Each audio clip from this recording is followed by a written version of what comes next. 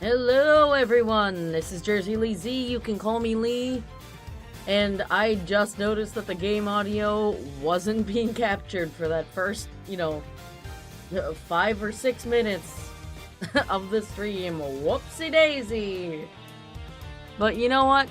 It's fine. We're here. And that's all that matters. Now it's time for the committee's view. I don't know what that implies. I'm about to get fired as a prosecutor. Is it called disbarred? I know the bar exam. Is the bar exam for, like, lawyers in general? Or is it just defense attorneys? I need to know. Because, like, I almost exclusively know defense attorney media. Like, other than this game.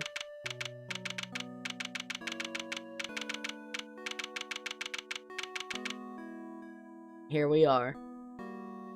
Why'd you do it? Ms. Bound, are you feeling a little calmer now? Yes. Good. Then allow me to get to the point. Regardless of your intentions, you broke the law. You kind of don't, poison bitches. Yes, I understand. Nevertheless, I understand that you did what you did in order to prove Mr. Tangaroa's innocence. Therefore, if the real culprit really is someone else, then we have a duty to reinvestigate the case. And, all of those years that he spent in prison? Sucks to suck, I guess. Overruled. God damn it. Girl... There is nothing to suggest that anything nefarious took place in the official IS-7 incident records. And right now, there is nothing to suggest that we should take Miss Bound at her word either. So our first order of business should be to arrest the culprit of the case before us, Miss Bound herself. Objection! Fuck that. Official records cannot always be trusted, Judge Gavelle. My mentor surely, doctored quite a bit of that. Especially since there are those prosecutors who would think nothing of twisting the facts. Overruled. Are you suggesting that the committee at the time overlooked just such a prosecutor? Bitch, suggesting I know for a goddamn fact. How do you think Von Karma got away with what he did for so long? Consider that. That's for you and your people to figure out. However, it is a fact that the autopsy report was faked, seeing as Mr. Frost's body was only found just now. Shit. You're kind of right. There really is something of Mr. Von Karma in you, Mr. Edgeworth. Never fucking say that again. How so, exactly? By continually defying the will of the committee and bending the truth to fit your needs. That's how. I'm literally fixing his goddamn mistake. Well, it's not a mistake on his part. He very much did it on purpose. Perhaps it is time you understand how the committee sees this case. Girl, what? You cannot speak for the entire fucking committee. The committee is willing to accept that Mr. Von Karma falsified Mr. Frost's autopsy report. Even still, Mr. Von Karma only managed to have Mr. Tangaroa convicted as an accomplice. I personally have come to believe that the real culprit behind the IS-7 incident is Miss Bound. Girl, she was like 16 at the time. Minors are never the culprit in Ace Attorney, I think. Her plan to poison and kill Mr. Cousteau today was her attempt to frame him for Mr. Frost's murder. And this is how the committee sees things, is it? Yeah, and I'm basically your boss. It is. As always, I act solely in service of law and order. Dun dun. Sounds to me like she's, like all she's doing is acting in service of the committee and covering up the truth. What is their deal? And if I can't change her mind, there will be no saving Mr. Tangaroa or Miss Bound. Do you think she's even high-ranking?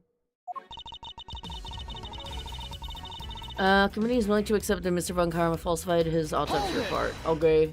Then, like, what's your deal? If you accept that Mr. Von Karma falsified the report, then why won't you reinvestigate the case? Because the goddess of justice is never wrong. Girl! Girl, that is... She's literally wrong all the time. What the fuck are you talking about? Her verdict remains true. Despite blatant evidence tampering? You sure your precious goddess is into that? Almost makes you think the committee might have other reasons for not wanting to look into this looked into again. Further investigation is simply unnecessary, since the goddess of justice has already spoken. What the fuck are you talking about? Is that right? God, you are infuriating. Mr. Von Karma only managed to have Mr. Tangaroa convicted as an accomplice. Hold it! I believe it was a confession that sealed Mr. Tangaroa's fate in the end. A confession secured by Mr. Von Karma, which should surely cast doubt on the final verdict itself. Overruled. Samson Tangaroa confessed to the initial investigating officer. One Detective Ian Seidman. He's not important. Don't worry about that guy. The official records state that it was his interrogations that led to the conviction. Therefore, all I can say to you is the goddess of justice has already spoken. Bro, what? Unbelievable! She just won't budge at all! Are these committee guys really that big of a deal?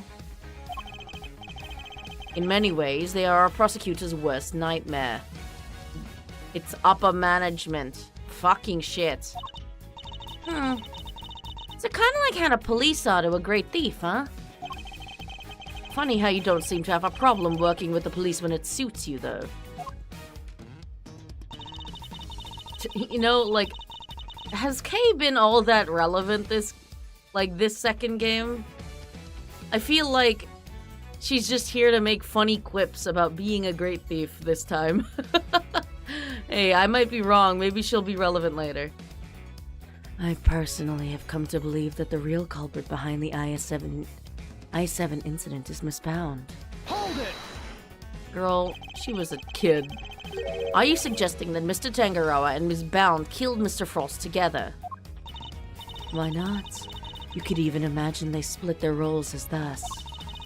Mr. Tangaroa could have been the one to commit the act itself, while Miss Bound was to remove the body. What? The thought that we could ever kill Mr. Frost. You stole his corpse and hid it for 18 years.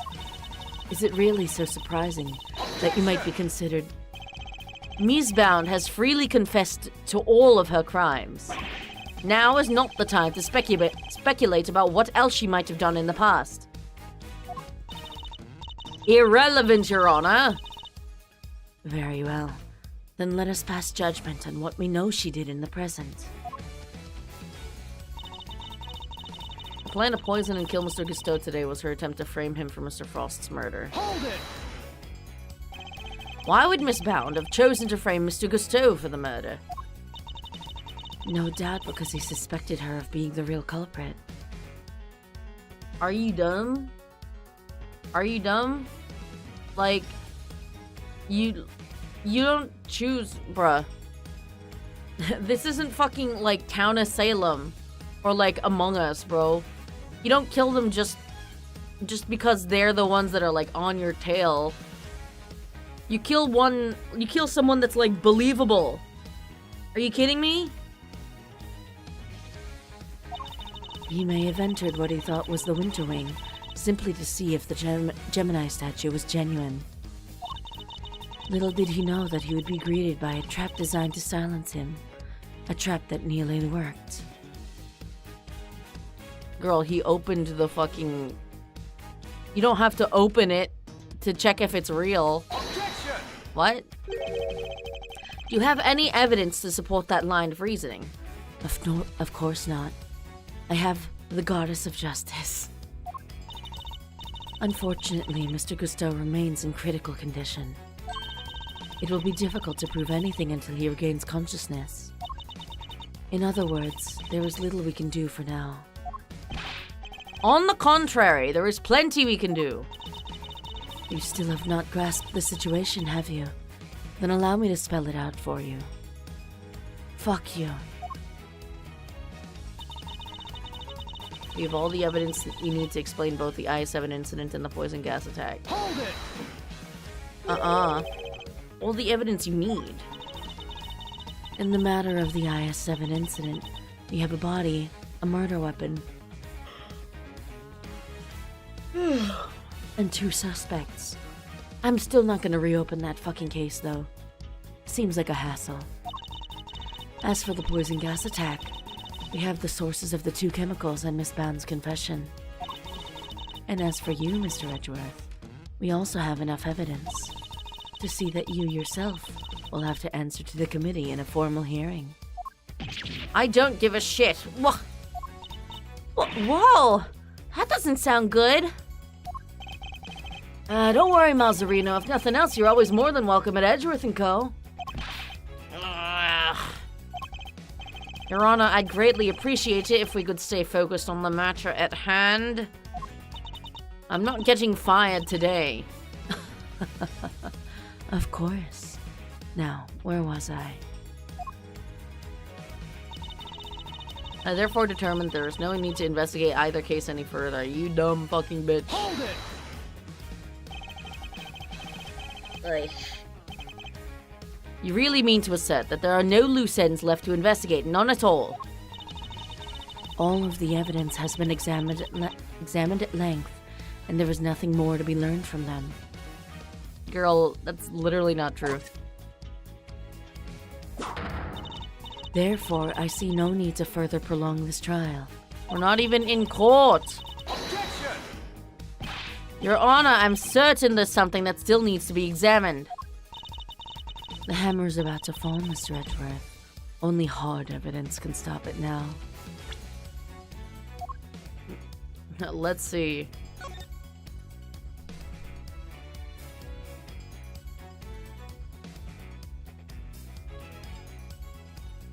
Uh, 15 years from the date of the crime. Statute is suspended should the suspect flee to a foreign country. Maybe that's relevant. Right? Because, like, didn't he... Oh, he went to go study in Zhengfa. Oh. Yeah.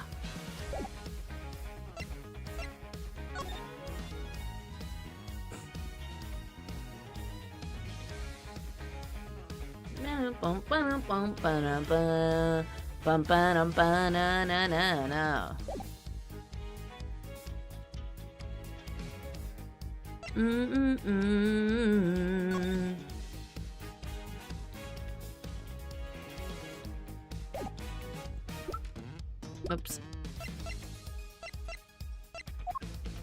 Let's see. What other stuff?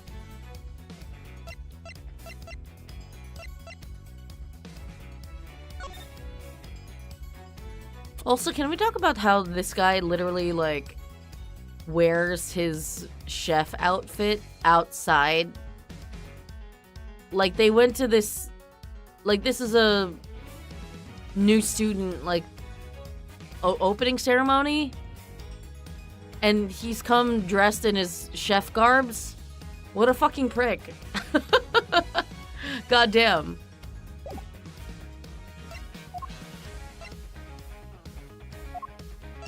Da-na-na-na-na-na-na.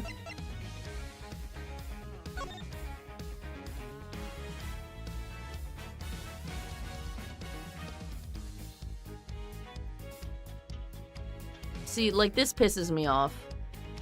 Because it's like, oh, it should be spring, summer, fall, winter, right? Like, I know she switched it around to fuck with the culprit, but like, it fucks me up. Fucks me up.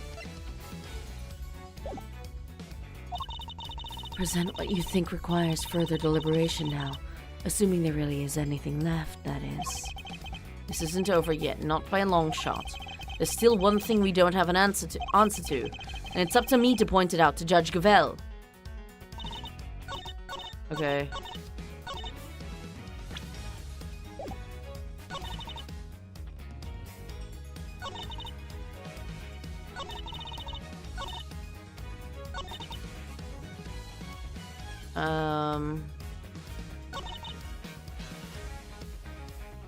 No need to to investigate either case any further.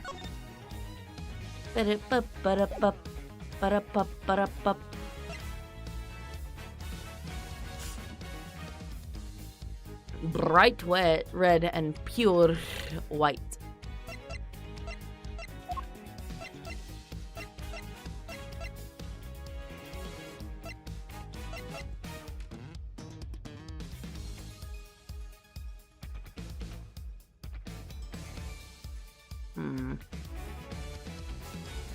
I mean, we haven't talked about this, right?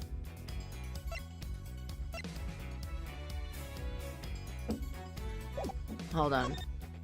Let's do a quick little save. Just a quick little save.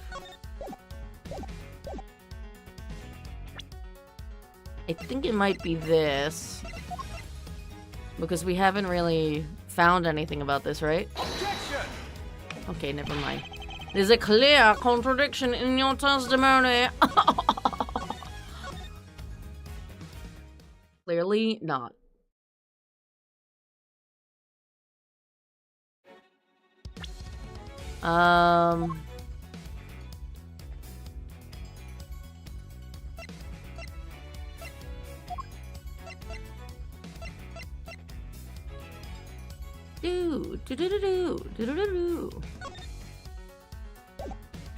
Yeah, there's no like investigating this photo or anything.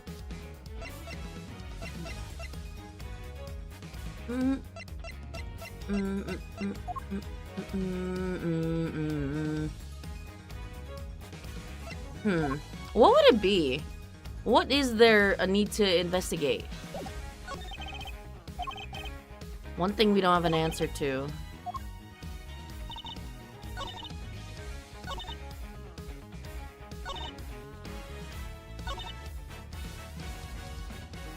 Maybe it's this statement.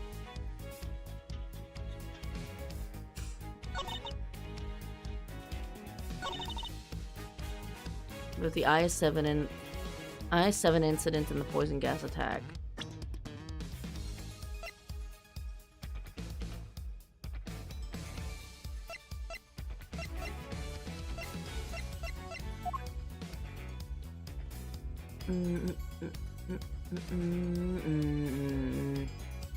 All the evidence we need to explain both the I-7 incident and the poison gas attack.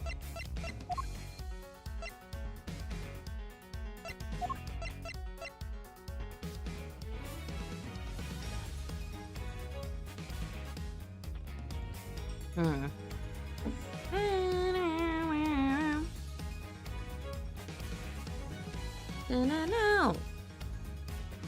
Objection! I really don't know. Silence. Such statements will not be tolerated by this court. Okay. Understood, ma'am. Thank you for informing me.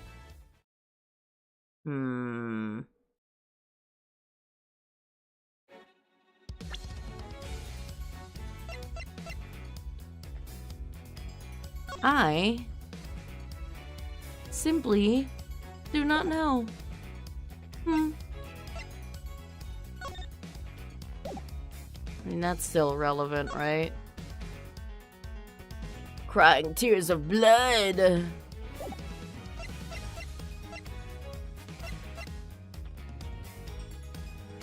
No, that's explained.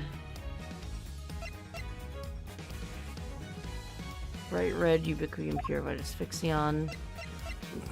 Fucking Ubiquium and Asphyxion, bro.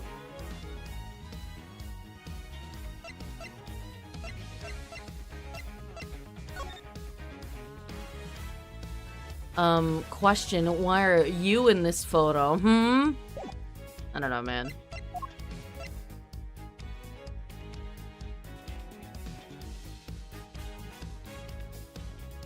I doubt it's the statutes book. Objection! Yeah. Would you mind taking a look at this, Judge Gavelle? No. Kill yourself. Come on.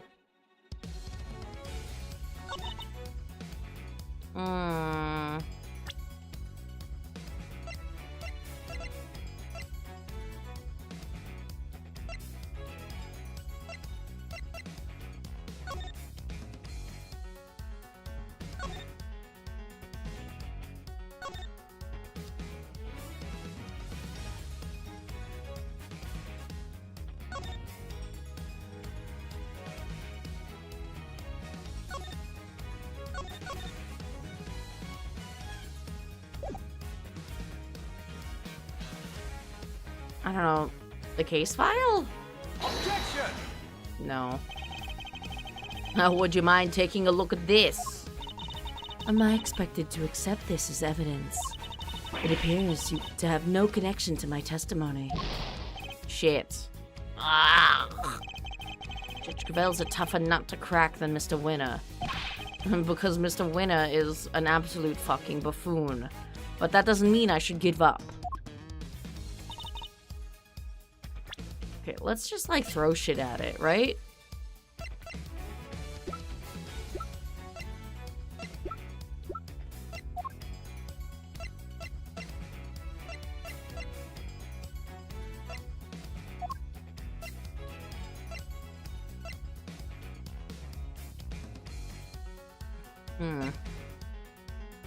Objection!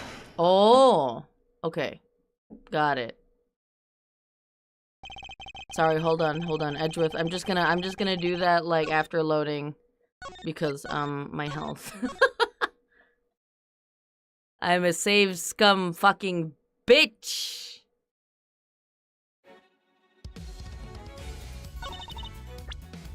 Presento. Objection! Okay.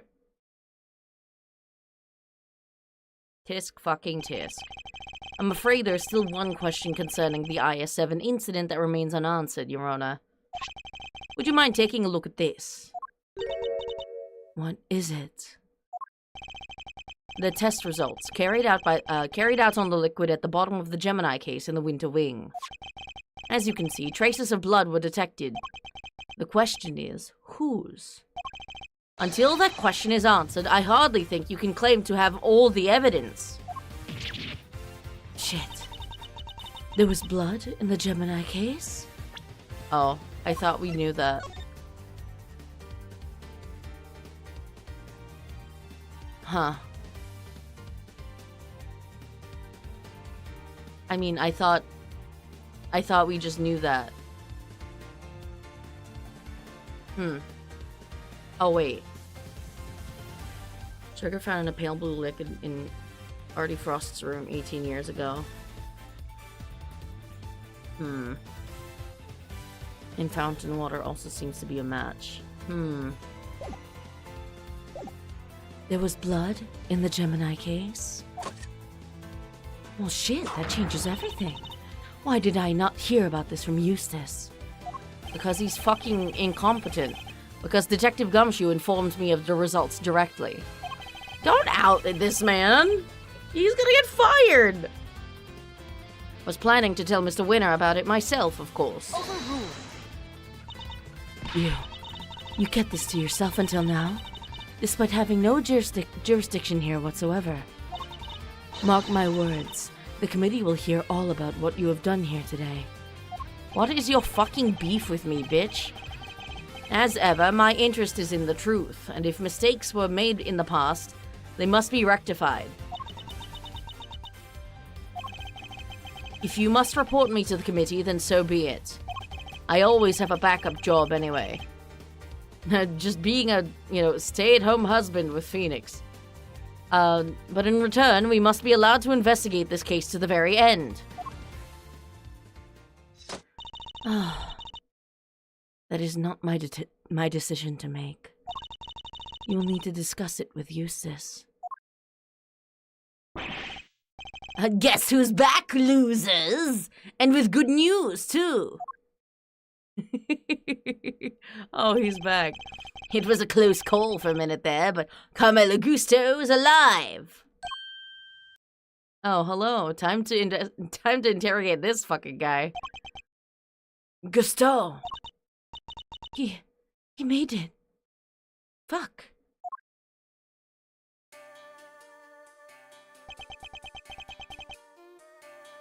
You're the ones who found me. Yep. Long time no see, Gusto. You certainly, aged. Oh, he got an unmoving seahorse tattoo on his on his hand. They really should have placed that anywhere else, because it looks really weird with how the muscles in his hands are contracting, but the tattoo doesn't move at all. They could have just put it on his arm, man. You're the attorney's assistant. You've grown, and you have an assistant of your own now. That's a good laughing sprite. Assistant? No, I'm... He hasn't got the gig just yet. This is Gregory Edgeworth's son. Prosecutor Miles Edgeworth, at your service. Fate moves in mysterious ways. I'm in your debt. If you hadn't found me in time, I wouldn't be here to thank you. Oh, you're very welcome. After all, if you hadn't lived, we wouldn't be able to ask you what really happened 18 years ago. What are you talking about? He just woke up from being poisoned, and he's getting accused of murder. I mean, he probably did it, but we figured out quite a bit while you were out cold, including the fact that you're probably the guy who offed poor Artie Frost.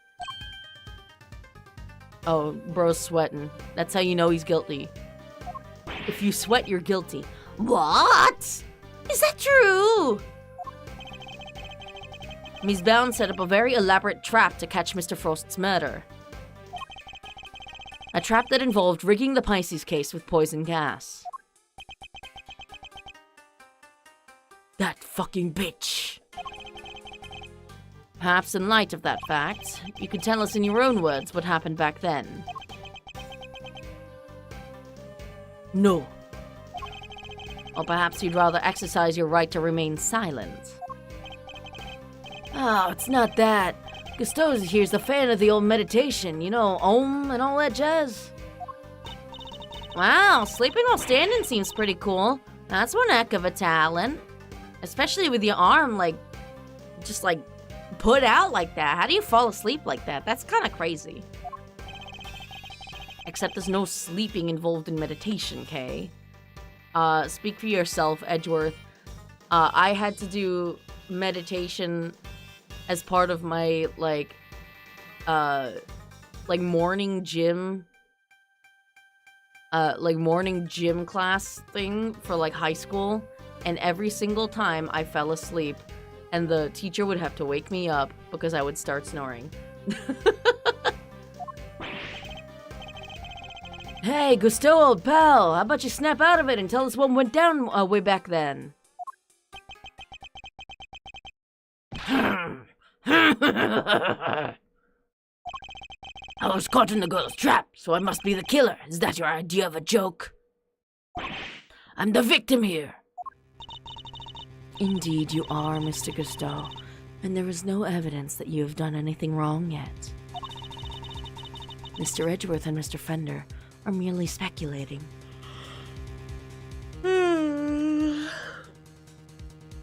Sorry, I'm yawny today. Rest assured that they have no authority here, and that you may pay them no heed. At least somebody here seems to be on my side. Judge Verity Gavelle. It's a pleasure, Mr. Cousteau. I will assist you in any way you may require. Perhaps you could begin by explaining what actually happened 18 years ago to Mr. Edgeworth. Fine. You want me to prove I'm innocent, Mr. Prosecutor? I'll be happy to. Objection! So this is how you mean to play it, Judge Gavelle? You're hoping Mr. Cousteau will help you to hide what happened instead of trying to correct the record. I believe only in the infallible judgment of the Goddess of Justice. It's pretty fucking fallible, I'm gonna be real. Except it is us humans who make the actual judgment calls in the court of law. This isn't some, oratrice mécanique d'analyse cardinale shit. Like, come on, man. And so long as there are those who would use the law to their advantage, our rulings are fallible indeed. If you would use your position to further obscure the truth, then neither she nor I will forgive you. I'm pretty, intimate with the Goddess of Justice.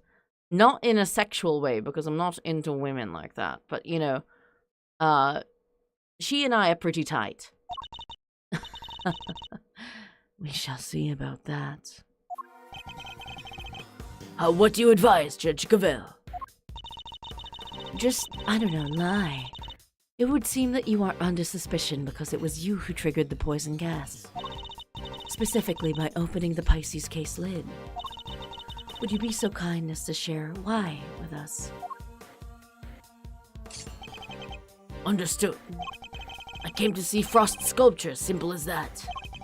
I made a mistake with the opening times and arrived a half hour early. Ms. Bound, was there no one at the reception desk at around that time? I had left the main entrance unguarded and unlocked, just in case the killer made an appearance. I was also busy making preparations elsewhere, all the way up until the gallery's opening. So no, there was no one here on the first floor then. But I did make sure that all the wings were locked up tight, all except for the autumn wing, that is. I see. She did all that just to steer the culprit into the autumn wing. Which is precisely where Mr. Cousteau went.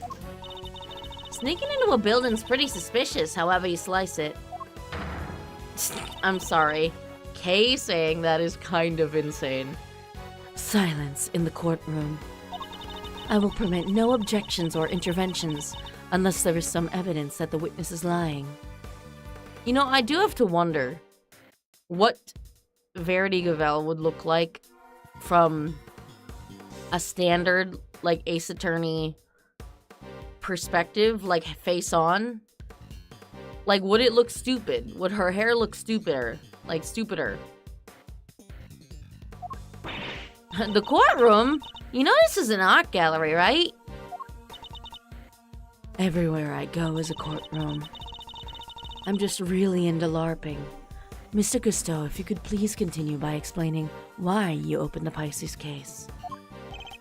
I wanted to see Frost's work up close.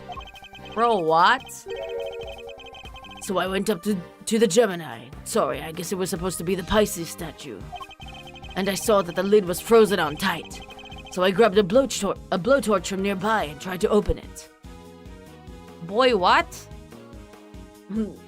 Yeah, I'm just casually admitting to, vandalization. When I finally got it open, gas came pouring out. Fascinating. His is the sort of flawless testimony attorneys can only dream of. Yeah, the everything sounds like a lie kind. I am none too satisfied with Mr. Cousteau's explanation myself. Alas, there was no evidence to refute it. False. Oh, come on! There must be something. It's Bound's story you should be questioning, not mine. I'm not the one who set up the gas trap. She could have killed anybody with that thing. I mean, that's true. Just a little bit of a gas leak and, kerblamo. Objection! She turned on the sprinklers as soon as the gas was released. She knew exactly what she was doing. She was gunning for the killer and nobody else. That killer being you, old pal. So you believe that self-confessed criminal? Miss Bound is far from blameless in this affair, and she will have to pay for her crimes. But so will Mr. Frost's killer. You seem determined to pin Frost's murder on me. But I had no reason to kill him. And you have no evidence to prove otherwise. Can we really not prove that he's the killer, Mr. Edgeworth? Mr. Gusteau fell victim to the poison gas. That much is indisputable. Yet no matter how suspicious his actions in the present may seem, they prove nothing about the past. Why'd he open it again? Like... Yeah, but... Then what about you, Mr. Fender? There must be something we can do. You're right. We may not have evidence, but we have plenty of intel. Let's see now. If Gusteau killed Frost, he must have had a reason. He claims not to have a motive, but that can't really be true, can it? I love this music because you know shit's gonna happen. You know we're gathering all the logic. We're bringing it all together to end this goddamn case. If he did it, he has one. Not many people commit murder just for fun. In fact, your old man had a little back and forth with Von Kama about a probable motive too, remember?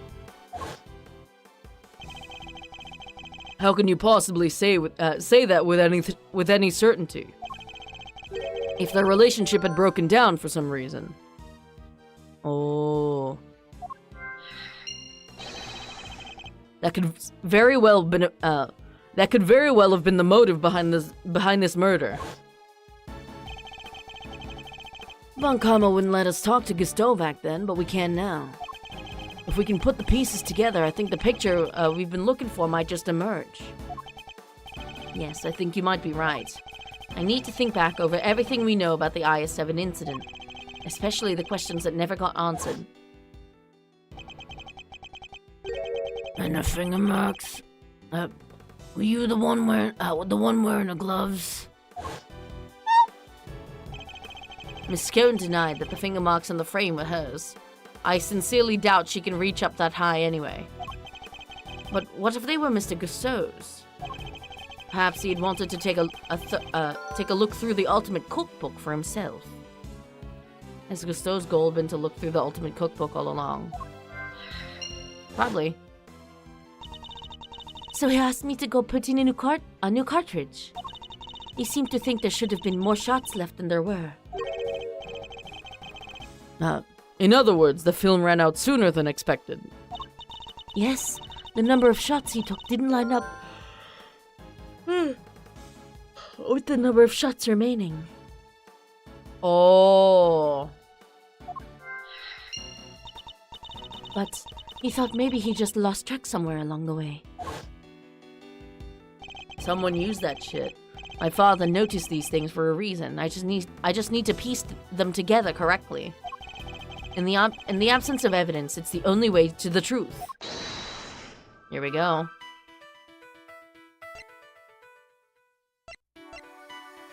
Gusteau helped Frost in the final, but the favor wasn't returned.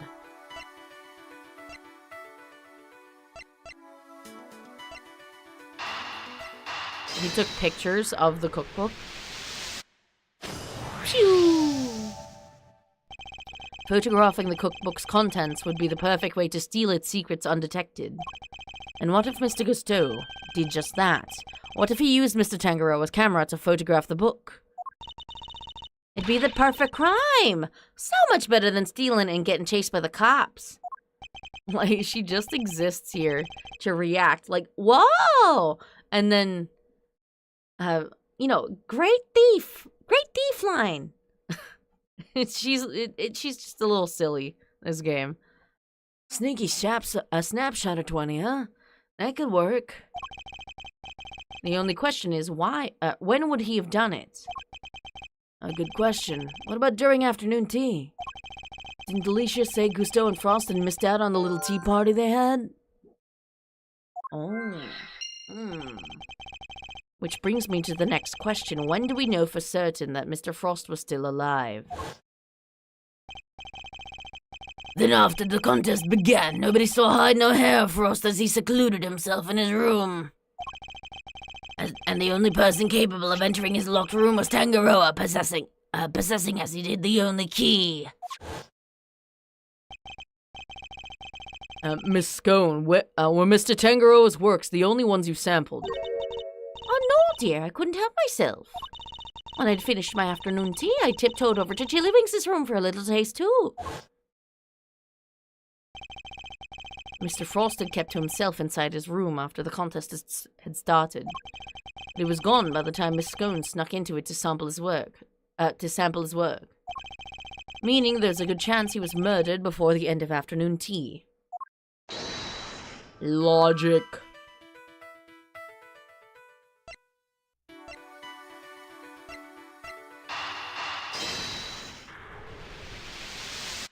Phew. Mr. Gusteau, you and Mr. Frost conspired to create works for the contest together, did you not? So you know my little secret. Mr. Fender was kind enough to inform me. Mr. Frost was in charge of the designs, while you were in charge of the flavor, is that correct? What can I say? I still had a long way to travel on the road to becoming a master confectioner. You kinda suck, my guy. I don't know if I mentioned it before, but I like that his scarf looks like a piping bag. But you... Yeah, Poison! But you only collaborated up through the semifinals. Something changed after that. We both wanted to show what we could do. Show that we were better than Tangaroa. Objection! Then why did you help Mr. Frost with his entry for the final? What grounds do you have to say that? Your own statement made to Mr. Von Karma 18 years ago. You told him that you had been working together right up until the day before the final. Mr. Frost's entry was carved entirely from blocks of flavored ice. Ice which would have needed at least a day to freeze. And whose flavors would therefore have already been prepared by Mr. Gusteau.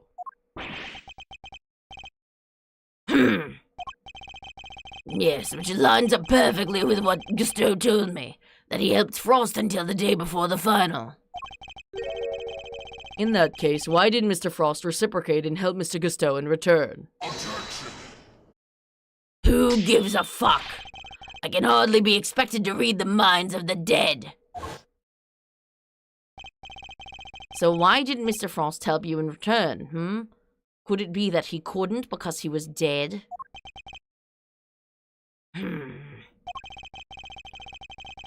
I submit that your relationship broke down for some reason, and that became the basis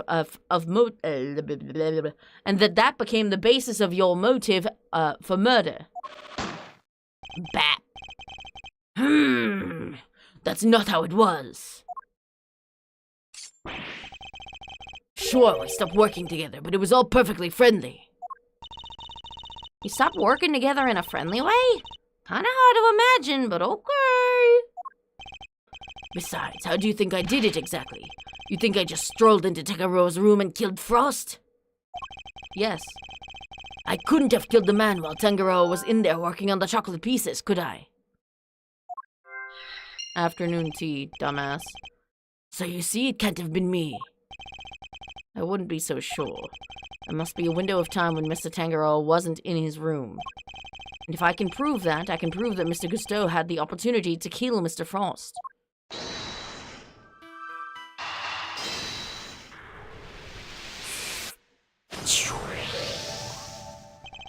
We can be sure that Mr. Frost was alive until the beginning of afternoon tea, making tea time the only window during which Mr. Gusteau could have killed him. Are you satisfied with Mr. Gusteau's story now, Mr. Edgeworth? Nope. Sadly, I'm afraid I'm still rather unsatisfied. But things are finally starting to become clear, and the truth will soon come to light at last. Do you mean to say that you have uncovered new evidence? Nuh-uh. I just uncovered new logic. Evidence? No. I was hoping I might convince Mr. Gusteau to open up to us about it instead. Oh, is it mind games time again?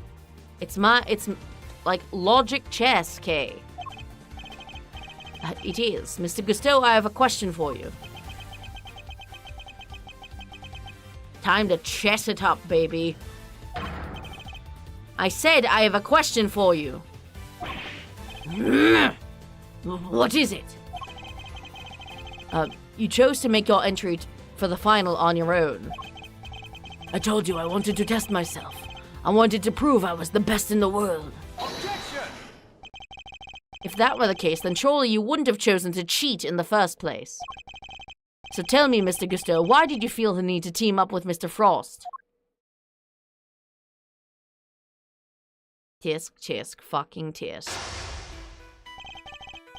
18 years ago, Mr. Gusteau and Mr. Frost collaborated in the confectionery contest. But why did they work together, and why did they enter the contest in the first place? That's the information I need to get out of my opponent's, That's the information I need to get out of my opponent somehow.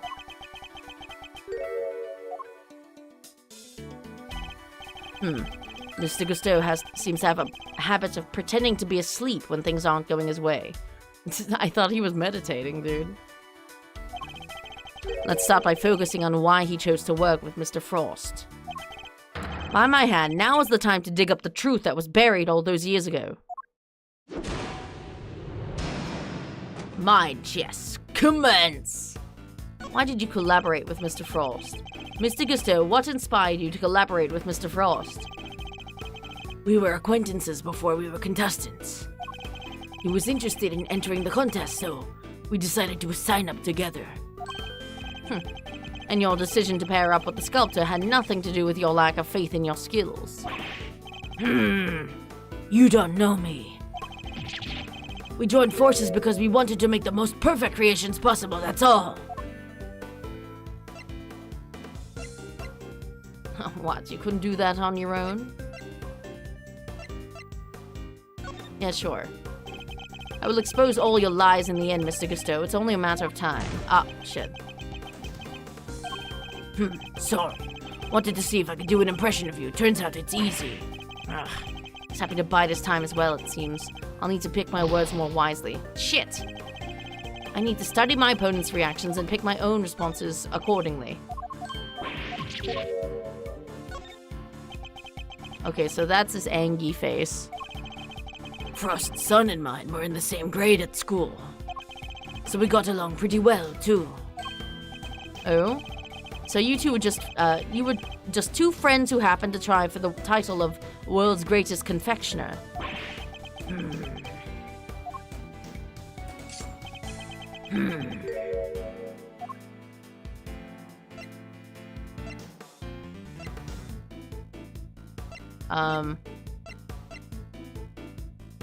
Wake up.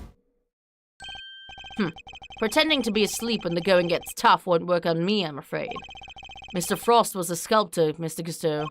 I doubt he cared much about winning a title for confectioners. In which case, he probably had a different motive for taking part in the contest, wouldn't you say?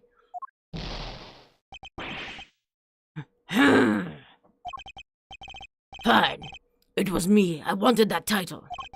Frost was only in it for the prize, the ultimate cookbook. I see. And since your objectives dovetailed so neatly, you decided to work together. But then something happened. Why does he want the cookbook, though? A breakdown in your relationship, perhaps? If so, I want to know why. Are you exes? Mr. Prosecutor, I'm still quite unwell after my brush with death. Push me too hard. And I'll be on my way back to the medical room. No, wait. Then you'd better wrap this up quickly. I'm already dangerously low on patience. Mr. Gusteau is trying desperately to make his escape, but he's not going anywhere yet. Not as long as he's still keeping things from me. So let's figure out what he was really after next. Oh, thank God. Oh, thank God. There's no time to lose. I need to pick the right line of questioning and fast. Did you just want to appear on Bacon Bop?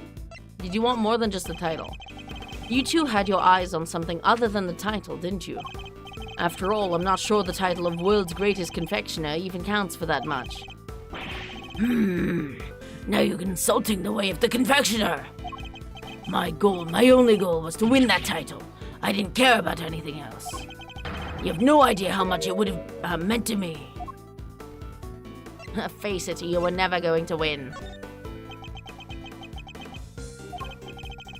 Look, my sense of design may not have been up to snuff back then, but you should see me now. Oh, so you've improved. You bet I have. I didn't do all that training in Zhengfa for nothing.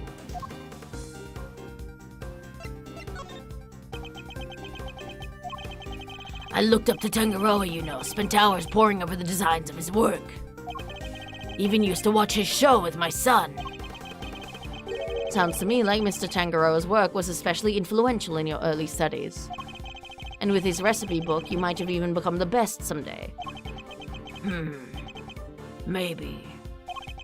The book was a real treasure, no doubt about that. Any confectioner would have wanted it. The cutthroat confectionery industry. So, you were interested in the book too? You claimed that your only goal was to win the title. Yet you also seem to have had an interest in the contest's prize, the ultimate cookbook. Bap. The greatest collection of recipes by the world's greatest confectioner. I can't say I had absolutely no interest in it. And even if I did, what exactly is so wrong with that? Well, you know, what's wrong is that it's a motive for murder, my guy. Oh, hello, April! Nothing, I suppose. Only that the book contained recipes for medicines, not desserts. And everyone who entered the contest supposedly knew that. Feel like I'm finally getting somewhere. Can't let him slip from my grasp now. I just need to stay calm and keep the pressure on. Stay calm and keep going on. Next, let's find out why he wanted the cookbook.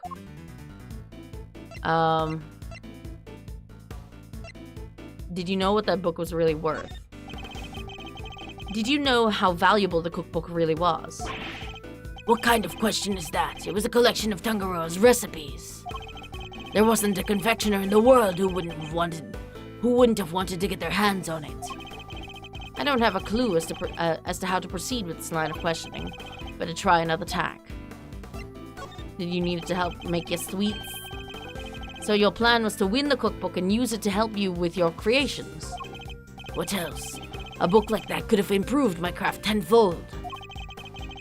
You could have made a lot of money if you'd sold it. I don't know much about what was actually in there. But it was worth more than money, I'll tell you that. Boy, they informed all of the contestants. Stop sleeping! You know more than you're letting on. Come now, Mr. Gusteau. I think you know more about the ultimate cookbook than you claim. They told us a little about it at the start of the contest. He looks kinda cool. Yeah, a little bit. He is kind of a tool, though. Just because, he wears that hat literally everywhere. Like, there's a picture of him, like, at his son's, like, opening ceremony for school. Like, his son being, like, what, like 5 at the time? And he's, like, still wearing that chef hat. Like, brother... brother, that's for the kitchen. Then you know what kind of recipes is actually contained, don't you? And that they weren't dessert recipes at all. I see you did your homework. Fine, so you know what was really in there. And that's what's happening when cooking is your whole life. I mean, clearly not. He's also got murder on his plate. The ultimate cookbook, or the Angel's cookbook, to give it its proper title. It's a collection of chemical formulas and ways to synthesize new medicines nobody had ever heard of. So he did know that the cookbook actually contained recipes for medicines. This could be an important clue. Did you know how valuable it was? What kind of question is that? It was a collection of fruit recipes. Blah, blah, blah. Time to deploy my clue. Except you knew that's not what's really in there. Your designs may have improved thanks to your training in Jingfa. The training in Jingfa thing is gonna be relevant. Like, it's gonna have to do with that statute of limitations thing because he fled to another country. So the statute of limitations was paused. But you clearly didn't do enough work on your skills of deception. Wonder if they'll let him wear that stupid hat in jail? Nah, like, what if he smuggles a rat in there? And, a rat that can, orchestrate his escape. I mean, I guess the local jail has a bunch of animals anyway. Maybe they would appreciate another guy. You've already admitted that you knew the Ultimate Cookbook was a collection of recipes for medicines.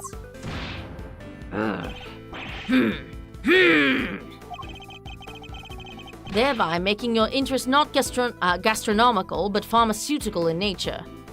Okay, Edgeworth. Bringing out the big fucking Scrabble words. Okay, brother. Hey, you were trying to become a pharmacist. You needed medicine, didn't you? You're a confectioner, Mr. Gusteau. You had no professional interest in revolutionary new medicines, which suggests that your interest must have been personal.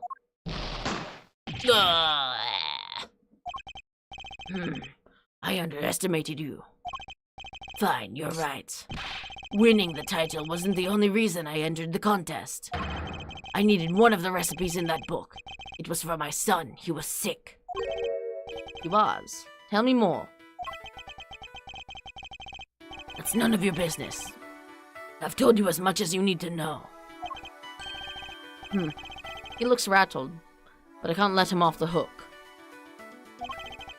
Let's find out what this mystery illness was. Your son ain't sick for shit. I've almost gotten to the bottom of this. I can feel it. Just a few more moves.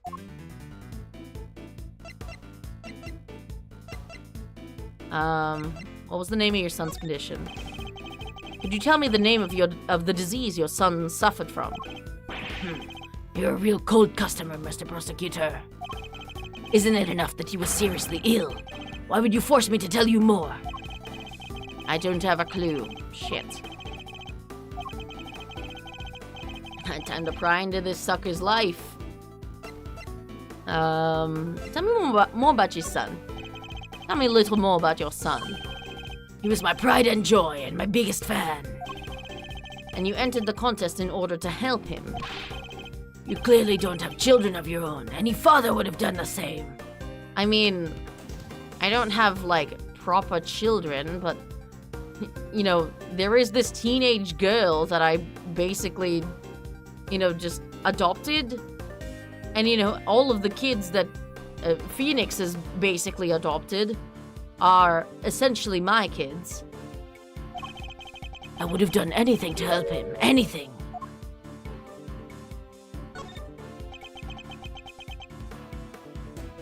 Lots of was and would here. You would come to see me here at the contest venue, too. Right through the semi-final. Yeah, he's maybe dead. Really, he didn't get in the way of your work. If you were trying to beat Samson Tangaroa, surely you didn't have time to look after a child. Yeah, well, I wanted to do what I could for him. He said he wanted to always be the first to try my creations.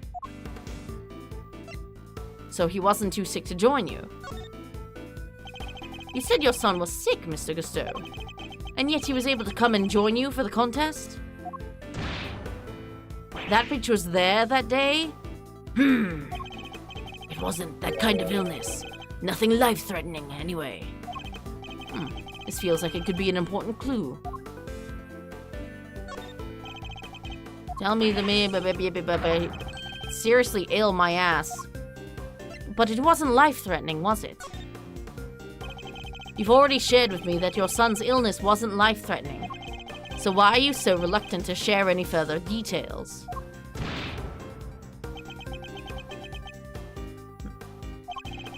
It may not have been life-threatening, but that doesn't mean it hadn't been life-altering. True. I see, then that must have been very hard on the both of you. Of course it was. That's why I did everything I could to find a cure. We were desperate. He couldn't taste anything, not even his favorite desserts. Oh, that? I mean, that sucks. That does actually just genuinely suck. But...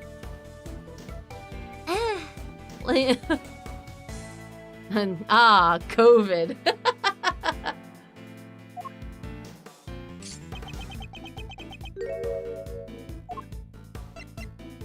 Was he overweight?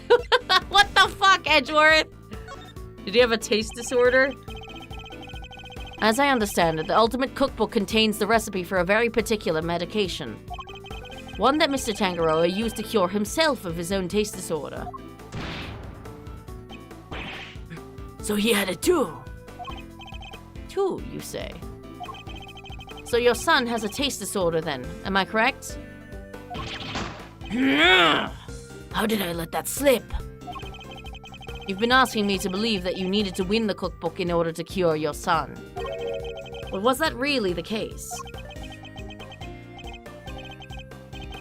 Is this just the Ace Attorney version of Mr. Freeze's reasoning behind his crimes? Yeah, I guess. Of course it was. What are you saying? I'm saying that I'm not so sure that that's true based on everything you've told me. I don't have a clue as to how to proceed with it, goddammit. I'd better try another tack. Was the book necessary for him to get better? So you needed the cookbook to cure your son? Yeah. Nowadays you can get the medication he needed anywhere. But back then, that book was our only hope. I'm sorry, is there just a medicine to, like, cure, like, the lack of a sense of taste? Which is why I didn't dare waste my time on fancy tea parties. I had to give my all into my work. And what about Mr. Tangaroa's work? Surely that tea break gave you the perfect opportunity to go steal a glance at it. And what makes you think I had the energy or time to care about what others had made? But you cared about Mr. Tangaroa's work. I think you've made it abundantly clear how much interest you had in Mr. Tangaroa's work. What's more, if you were that determined to win the Ultimate Cookbook, I seriously doubt you would have passed up on a chance to take a peek at your competitor's entries.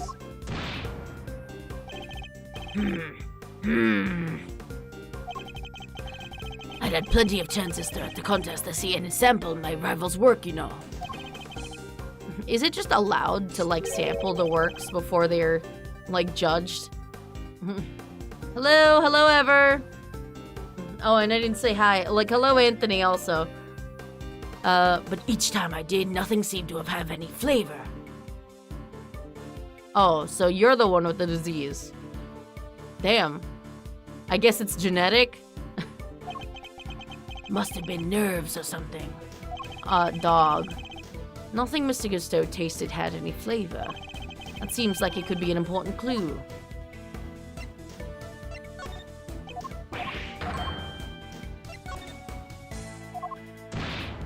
Bshk. Beep, beep, beep, beep, beep, beep. Was your son fat as fuck?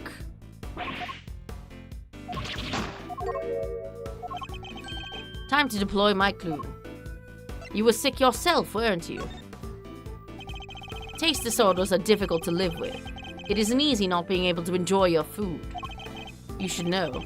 After all, you just told me that you experienced something like that during the contest. I like how the thing just spins. Yeah. Like, listen, it's got, like, several health bars.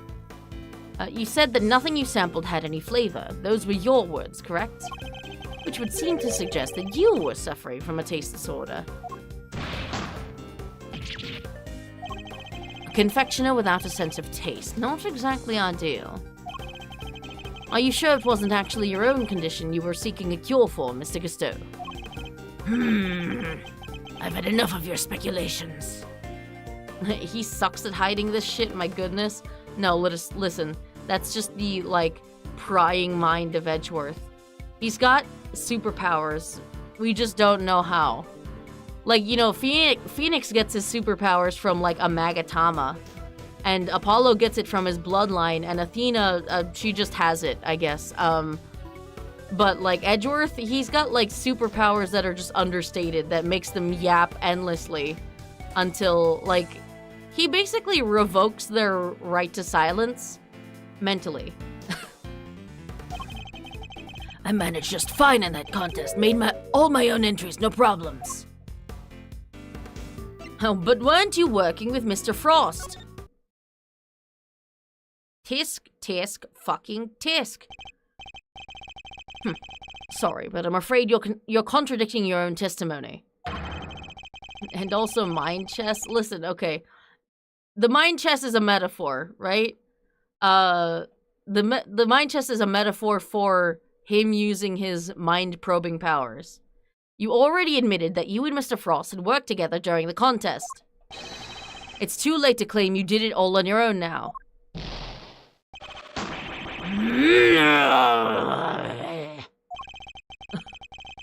You believe, you would have us believe that you are a man of principle, a dedicated student of the confectioner's art. Yet you abandoned those principles and conspired with Mr. Frost to rig the contest.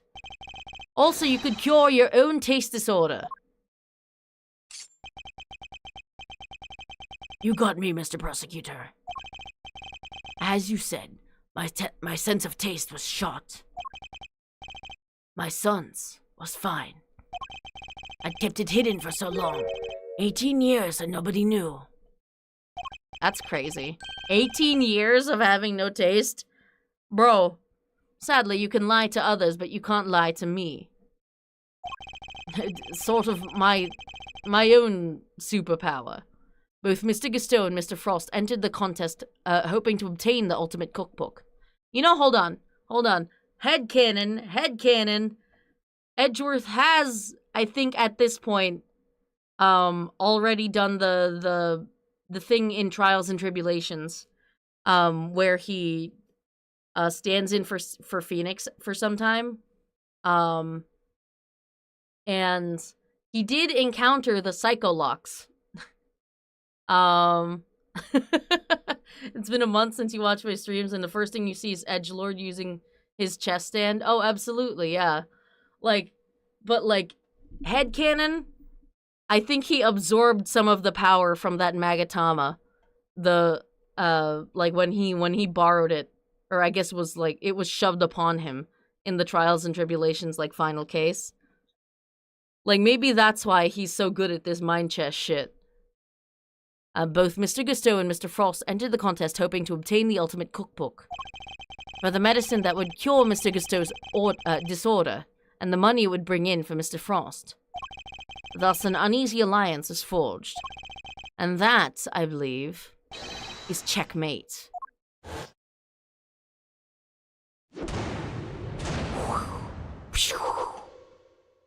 It was shoved upon him. It's true. Phoenix just kind of dumped it on him and was like, Edgeworth, you have to be a defense attorney just for a day, please. Please, they'll take anybody in that courtroom. Literally just flash my badge and they'll believe it. I'll admit it. You're good. I never told anybody any of this, but you figured it all out anyway. It's true. 18 years ago, I developed Ageusia. Gesundheit? What's Ageusia? It's a taste disorder that makes it so you can't taste anything at all. A confectioner's worst nightmare. I mean, sweets all taste like just sugar anyway. Mr. Fender, is what Mr. Tangaroa had... Is this what Mr. Tangaroa had as well? No. Big man had what they called dissociated taste disorder. Basically, some things he could taste just fine, while others had no flavor at all. So he suffered too. Can't have been easy. Not when there wasn't a way to cure it on the market.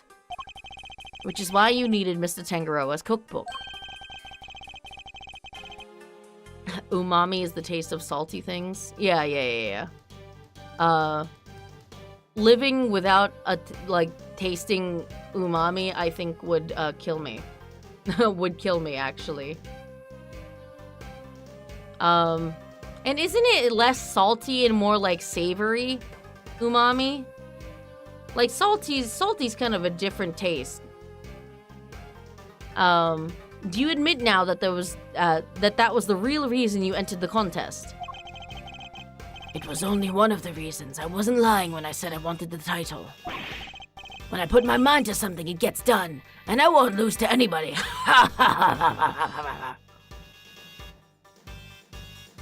This man, there's something about this guy's laugh. He looks like one of those fucking nutcrackers. Like, you could put a walnut in his mouth right now, and then he would go, and he would break the fucking shell on the walnut, you know? I may not have been able to taste it then, but I still knew my stuff was good enough to win. Oh? So you went into the final thinking you stood a good chance of winning?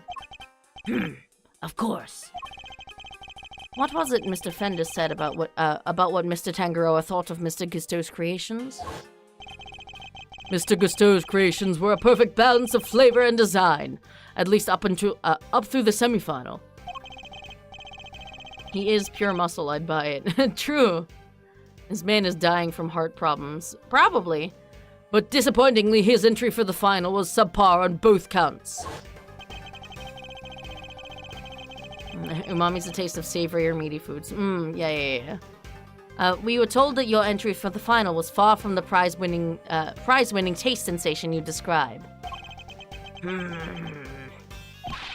What happened, Mr. Gusteau? What went wrong that day? Fine. You want me to talk, I'll talk. But you're not going to like what I have to say. Why not?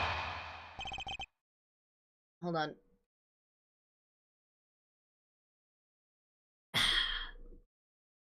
Hydration. My entry for the final. Frost and I were working together right up through the semifinal. I handled the flavor, he did the designing. But I wanted to face Tangaroa in the final on my own. No help, just me and my skills. So I helped Frost with his entry, but mine I did alone. It didn't taste good in the final, that's on me. What can I say? I lack training. And that's all there is to it. Happy now? No. Ugh. Don't seem to be any obvious contradictions in his testimony. Yep. Not that I thought it'd be easy to get anything real out of him. He's managed to not let slip what really happened for 18 years, after all. Why don't you try pushing him a bit, Malzarino? See if you can't shake something loose. I think I just might have to, Fender. That's typically how these testimonies go anyway. Okay, I'm gonna go to the bathroom real quick, so BRB.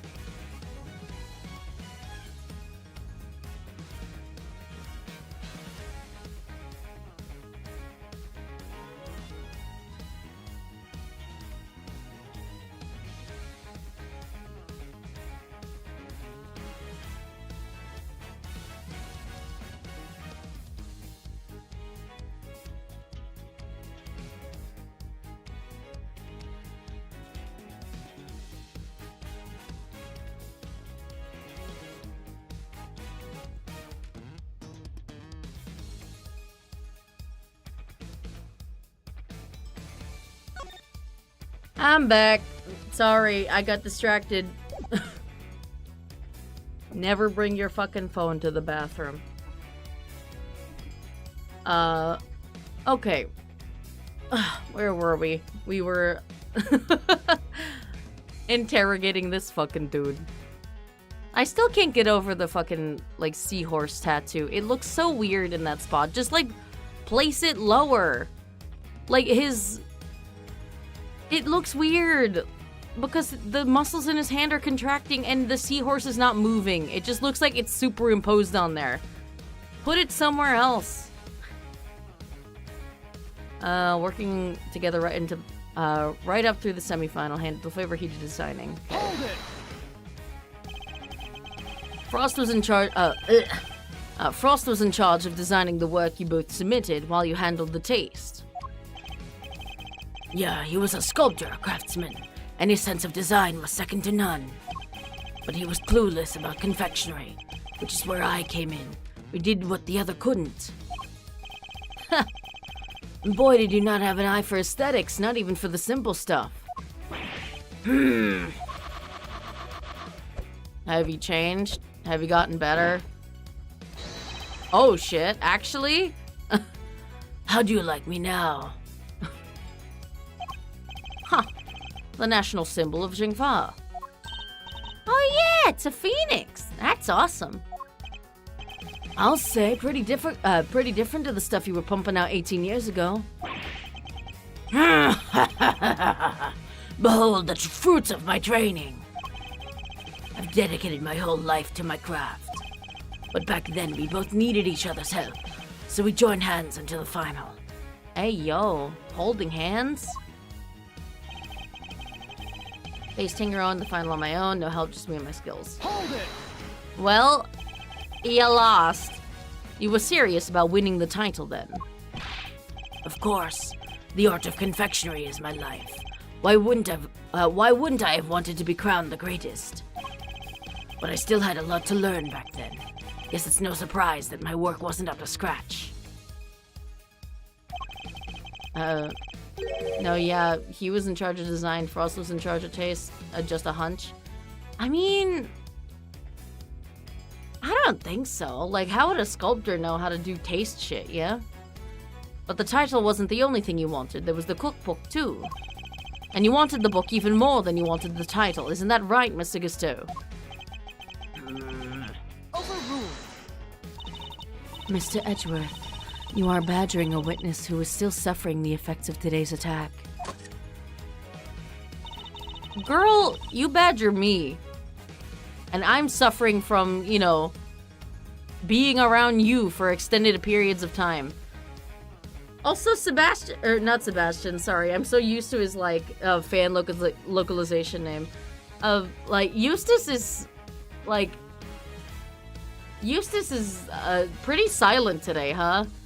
Like, he brought him here and then just hasn't said anything since. I cannot allow this harassment to continue. Ugh. I understand, Your Honor, but... Ignore him, Mr. Gusteau. You need not answer that vile prosecutor's question. But please, do continue your testimony in your own time. I have Frost with his empty, but mine I did alone. Okay.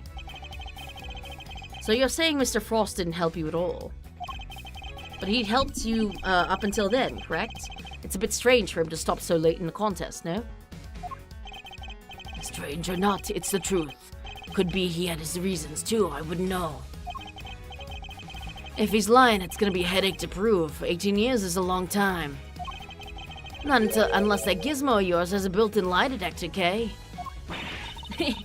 If it did, I'd have stolen the show from Mr. Edgeworth long before now. I would have my own spin-off, a spin-off of a spin-off. Don't worry, Fender, I can tell when he's lying. No doohickeys assistance required. I don't even need the Magatama. I just have this shit, like, in the back of my pocket, you know? Like,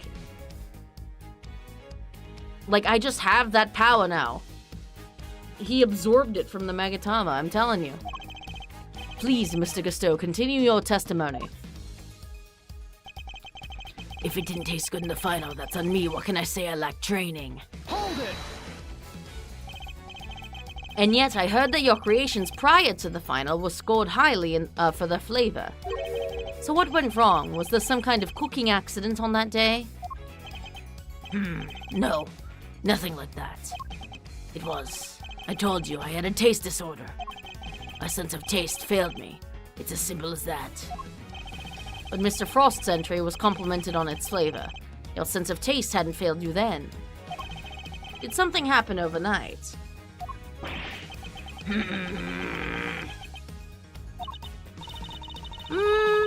don't think he's gonna spill any more beans, Mr. Edgeworth.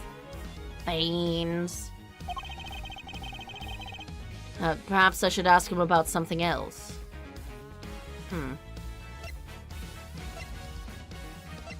I guess I'll ask about the semifinal.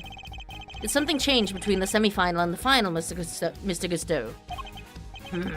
Not really. The only difference between the semifinal and the final was that Frost wasn't helping me. Hold it! Okay. So you really completed your final entry without Mr. Frost's help? I may not have had his designs to lean on, but I knew I was still solid when it came to flavor. So the visuals were the only thing that changed between the semifinal and the final. Clearly fucking not. You sure, Gusty, old pal? Gonna have to call you out on that one, I'm afraid. It wasn't just its looks that got a big thumbs down come judgment time. It got trashed on flavor, too. Doesn't sound much like a winner to me. Did somebody say winner? Despite his confidence, Mr. Gusteau failed on flavor, too. The lack of Mr. Frost's assistance shouldn't have affected that, so was there some other difference? An 18-year-old mystery, and the key to unraveling it is finally in my grasp. This is the case that my father died over. I just needed to remember everything Fender told me about what he and my father discovered. Frost and I were... Oh, okay, yeah, we're back here. Hold it! Right up. I'll ask him about Mr. Frost. You knew Mr. Frost from before the contest, correct? You remembered, I see. My son and Frosts used to go to elementary school together. Hold it! It was no coincidence that you both entered the contest, correct? Yeah, I heard about it first, then I told Frost. I knew he'd be interested. He was always short of cash for his sculptures. Classic fucking starving artist. That's right. Mr. Frost was supposedly always in financial trouble, wasn't he? The cookbook is really worth that much, huh? I see that glint in your eye, kiddo. But don't get your great thieving hopes up. It was worth a lot back then. But these days, you can find most of the stuff in there on any drugstore shelf. Oh, bummer. So literally every last contestant only ever had eyes for that cookbook, I see. An 18-year-old mystery. Oh, huh.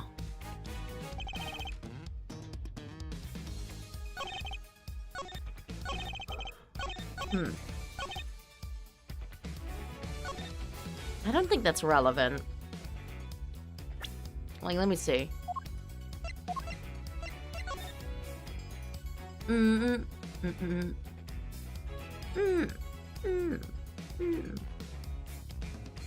Look at that little chicken.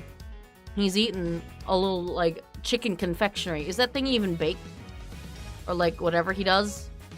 Like, aren't you supposed to shape it and then, like, I don't know, do something with it? Or is it just like, oh, you puff up sugar and then you eat it like that? Like, this guy's talent is literally just, like, fancy cotton candy.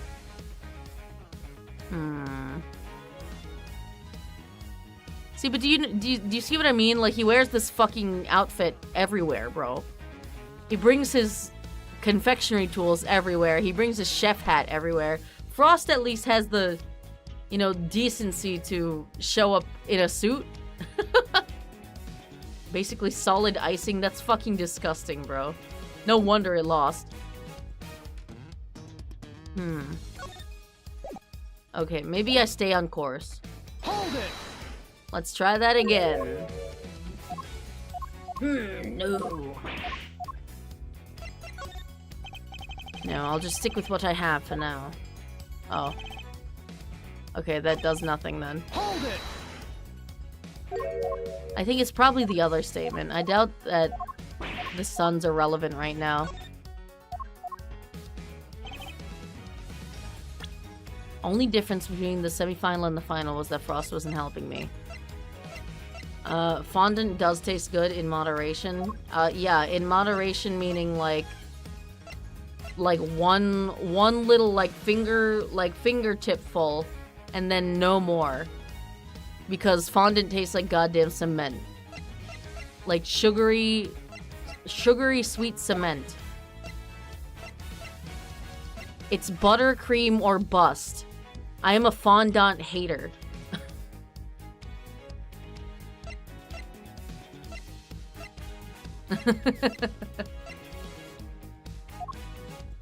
Let's see. The only difference. Can I disprove that?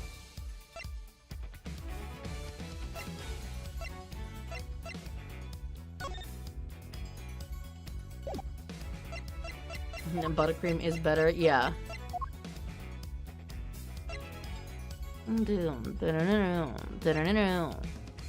Only difference between the semi-final and the final was that Frost wasn't helping you. It's just not good at holding shape. Skill issue. Just make a better base. It's that easy. Says the says someone that has never actually baked a cake. I mean, that's not true. I've baked cakes, but like not at the frequency that you would need for like a confectioner, at least. It's just like I've been to several weddings and they always have fondant on their cakes because, you know, it's a 3-tier cake. It needs like a lot of support, right? But like getting through that fondant, it's just like pain. Only difference between the semifinal and the final is that Frost wasn't helping.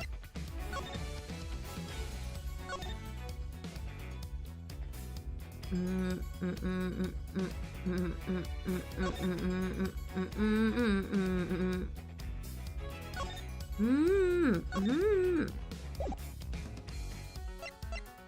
don't know how. Whoa. I doubt there's anything relevant on this. You keep deleting your messages on accident. Oops.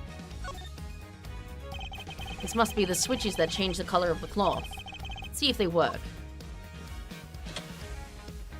Oh shit. Well, the cloth has certainly changed color. This cloth went missing at the time of the IS-7 incident, only to be found 18 years later floating in the Zodiac Hole fountain. I can't believe that this shit still works. What the fuck? And there was another one that was all lit up and draped around the Pisces statue, right? How does that work? A bunch of little tiny mini LEDs. Seems these cloths may have a connection to both cases, past and present. Let me change the color again. I want red.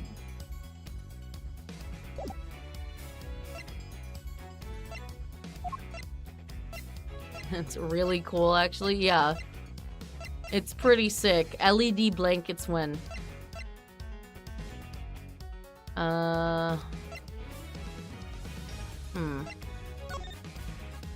Blood. What other difference was there?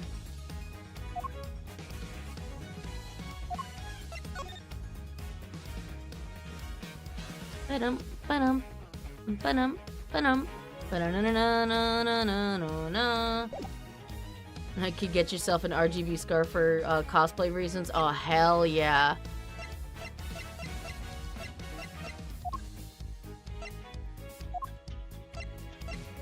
Am I like stupid? Like I'm...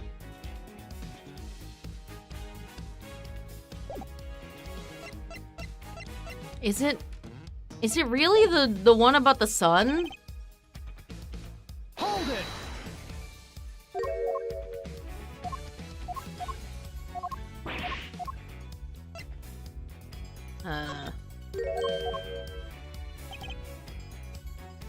Okay.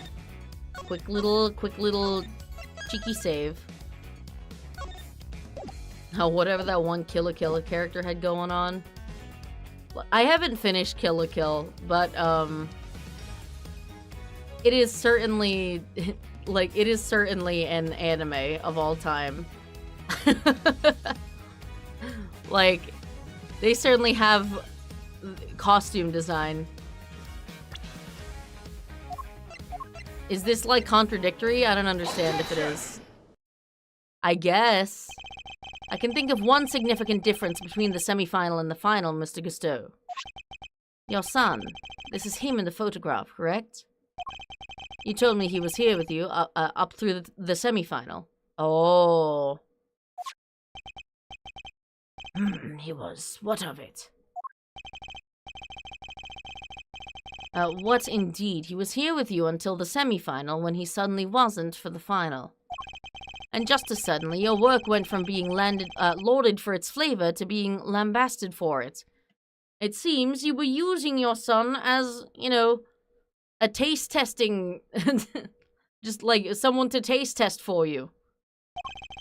I don't think that's a coincidence, do you? Tisk, fucking tisk. He wasn't just spending quality time with his father, he was playing a much more pivotal role than that. Hello, Jose. I just wanted him to see me hard at work, to show him I was trying my best for us. Is it professional to bring your kid to a fucking confectionery competition? You know, actually, that's pretty cool. I would be, like, stoked if I was that kid. Who knows, maybe it was him being here that helped me do so well in the early rounds. He talks a good game, but nothing about this guy screams super dad to me. Indeed. Thankfully, we would only have to give such an idea credence if his story were true. After all, how much could the encouragement of one small boy affect the taste of a grown man's work? Mr. Gusteau prided himself on the flavor of his creations, but then he lost his sense of taste. He must have had a tough time maintaining his high standards after such a devastating loss, unless... I'm sure your son was here to cheer you on, but that wasn't all he was here to do, was it? You're a very suspicious man, Mr. Prosecutor. But why not try answering yourself for a change? What was an elementary kid doing here other than to support his father? To make your shit. To steal people's shit. It's to taste your shit. Your son knew the taste of your work pretty well, I imagine, Mr. Gusteau. I thought this was implied. Literally all of Ace Attorney is just figuring out what the game expects you to, like, know at any certain point, even if you've already figured it out, you know? He was my biggest fan. Of course he knew it. In which case, he would have... Okay. In which case, he would have been on... Oh my god, I can't speak today? Hold on, let me hydrate. I gotta reset.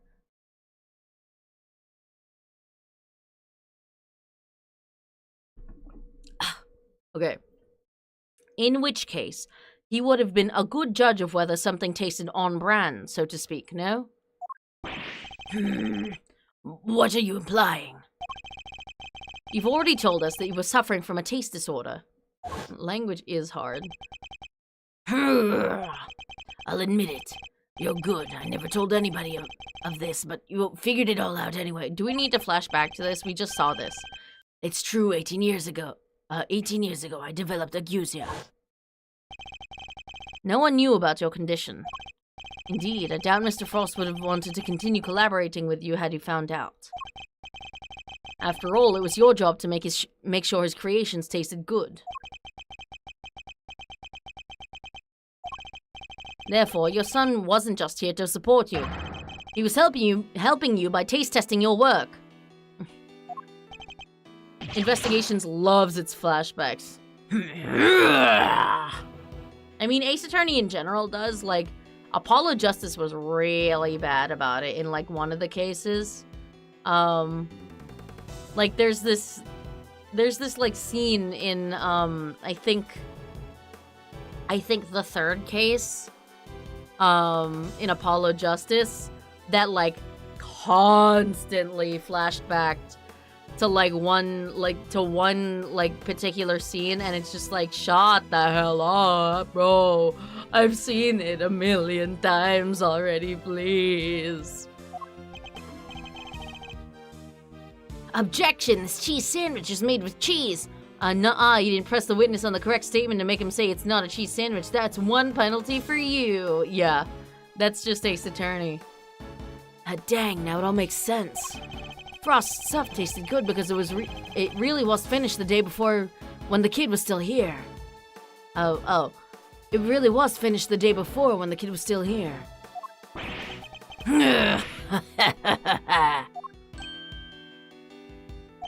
That siren flashback. Oh yeah, that one happened a lot too. The, relevant sugar, ba-na-na-na-na-na-na-na. Da-na-na-na-na-na-na-na-na-na.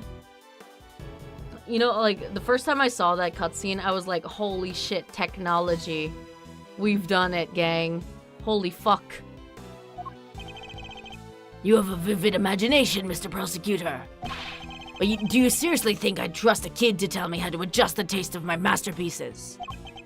I have some pride, even back then. Did you now?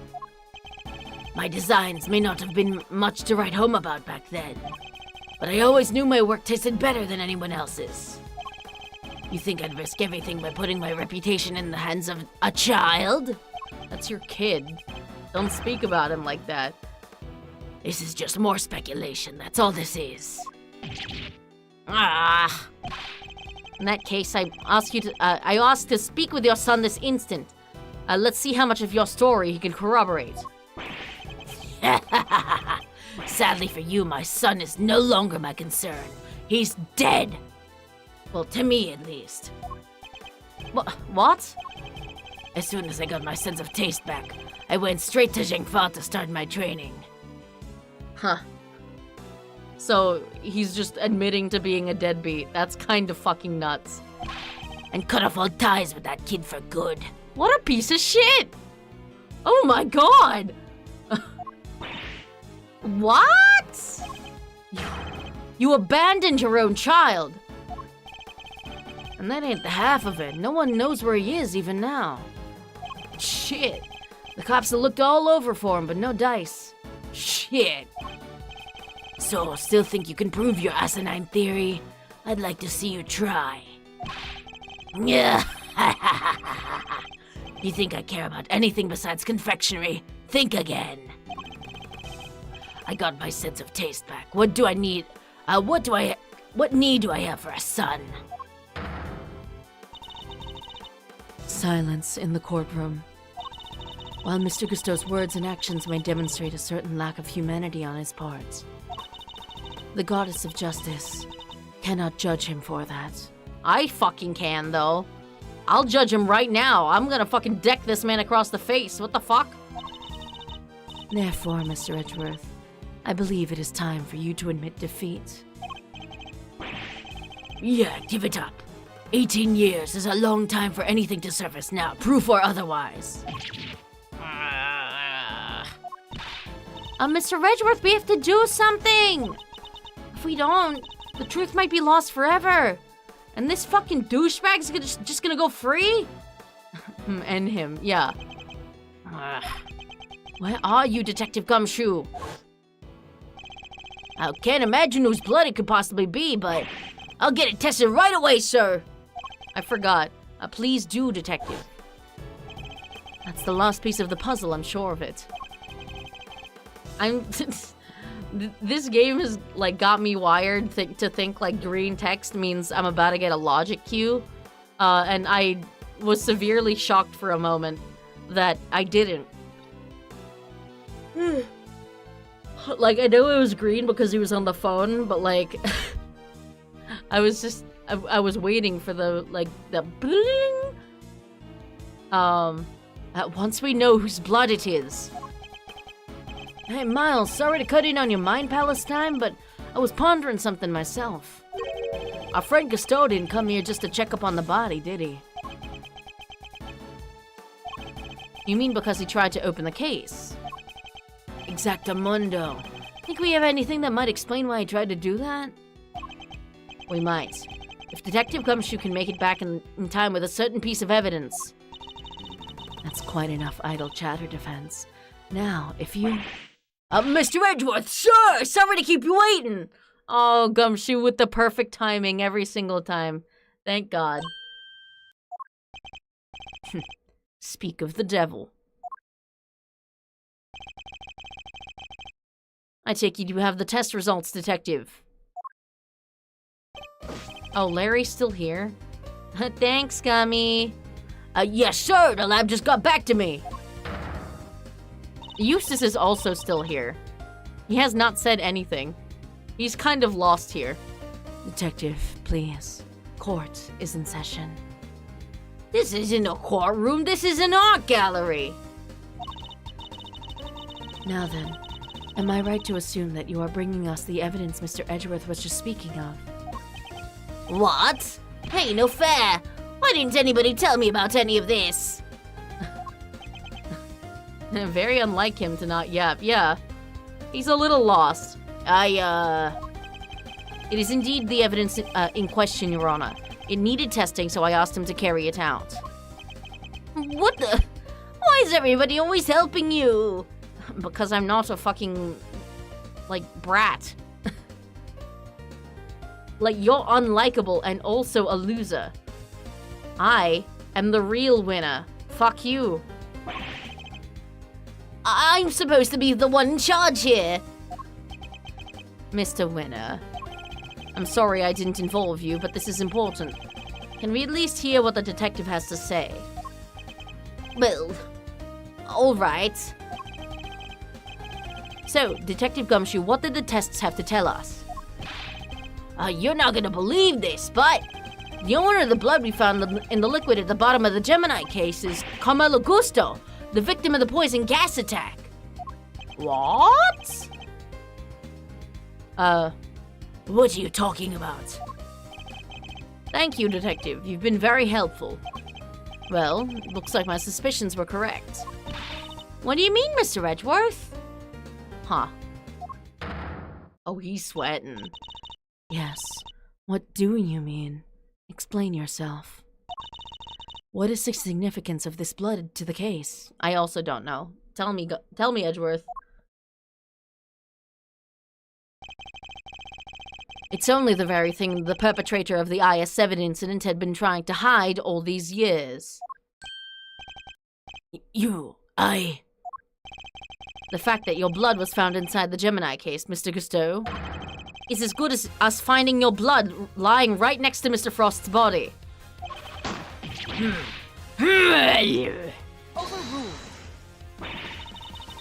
Why would there be traces of your blood there? Of all places, Mr. Gusteau. I cut my fingy when I opened the box. If you want to answer her honor, Mr. Gusteau, then I will. There wasn't just blood in the liquid from the Gemini case, there were traces of salt and sugar, too. There were?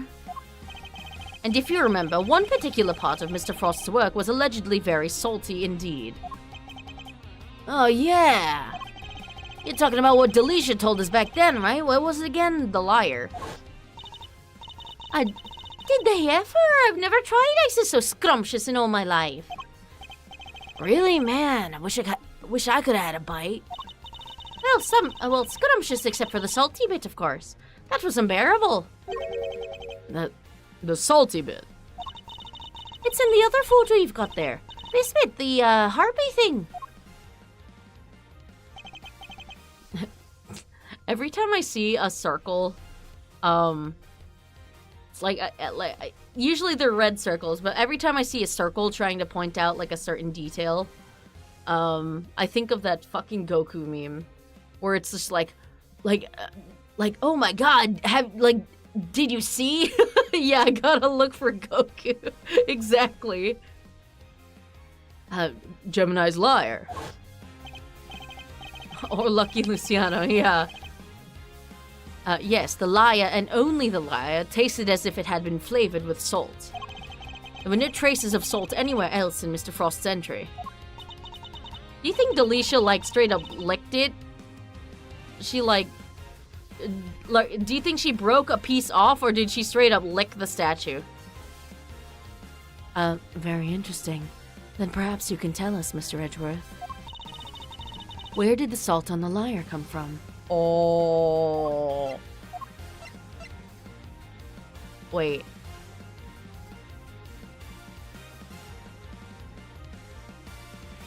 I mean, this is the only thing, like, salt related.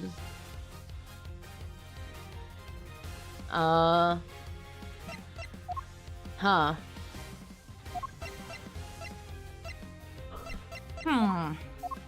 Well, this is the only thing salt related, so it's gotta be, yeah? This is the lamp from the IS-7 incident. Indeed, and I believe that the salt that gave the liar its flavor came from such a lamp. Mr. Von Karma had established that both salt lamps were in Mr. Tangaroa's room at the time of the crime. One of them was used to kill Mr. Frost, and it was stained with his blood. But no corresponding pool of blood was found in Mr. Tangaroa's room. Right, because the culprit had chucked the piece of chocolate with that into, with that on it into the little stream. Furthermore, aside from the liar, no traces of salt were found anywhere else in Mr. Frost's room either. I mean, do we know that that blood is actually Frost's? It said it's a salt lamp stained with Frost's blood, but, like, have we tested that? Like, because they didn't have a body. No, he did not wash his hands before making that liar. I don't think that's it. Aside from the liar, no traces of salt were found anywhere else in Mr. Frost's room, either. Hey, come to think of it, the lamps we found in Delicia's room were both broken. The lamps appear to be broken. Bulbs are smashed, both of them. Maybe they fell and broke on the floor? We never did figure out how the one that wasn't used to kill Mr. Frost got busted, but are we thinking that maybe it had Gusteau's blood on it at some point? Anyone whose blood was found on one of the lamps would have been a person of interest to the police. So the killer needed to hide the blood somehow, in a way that wouldn't arouse suspicion. Oh. Wait, that's crazy. Wait, so... Huh? And you are seriously suggesting that the liar was used to do just that? I don't know, just fucking, like, throw it out or something, man. I am. I suspect that the bloody salt was somehow applied to the liar so that it could be, hidden inside the castle. But unlike the fountain water, the sculptures would have needed more time and care to test properly. And so he waited and waited for his chance to dispose of the liar, undetected. Then the reason he's here today is... 18 years ago, Mr. Frost's body and the evidence pointing to his killer were taken away together. This, of course, was not part of the perpetrator's plan, and thus a new dilemma arose. The possibility that the body, the incriminating evidence, or both would resurface one day. So back he comes at 18 years later, sneaking in bright and early to try and cover his tracks. That's crazy, bro. Like, you're nuts for that. Well, Mr. Gusteau, are you finally ready to admit it? That you were the one responsible for the IS-7 incident? Mr. Gusteau, it's all because of you that Samson... I'll kill you, you son of a bitch!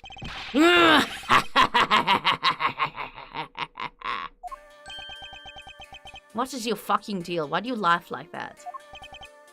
Gusteau. So I finally got caught, huh? All these years later. Nobody came close back then. Not even the big shot prosecutor or the attorney. That's some impressive work, Mr. Prosecutor. I have to hand it to you. You admit it then, that you murdered Auntie Frost. Yeah, Sure I do. I did it. I killed him. I bet he thinks that he can get away with this because of statute of limitations. But, bozo! You fled to a foreign country! But he only had himself to blame. What do you mean by that?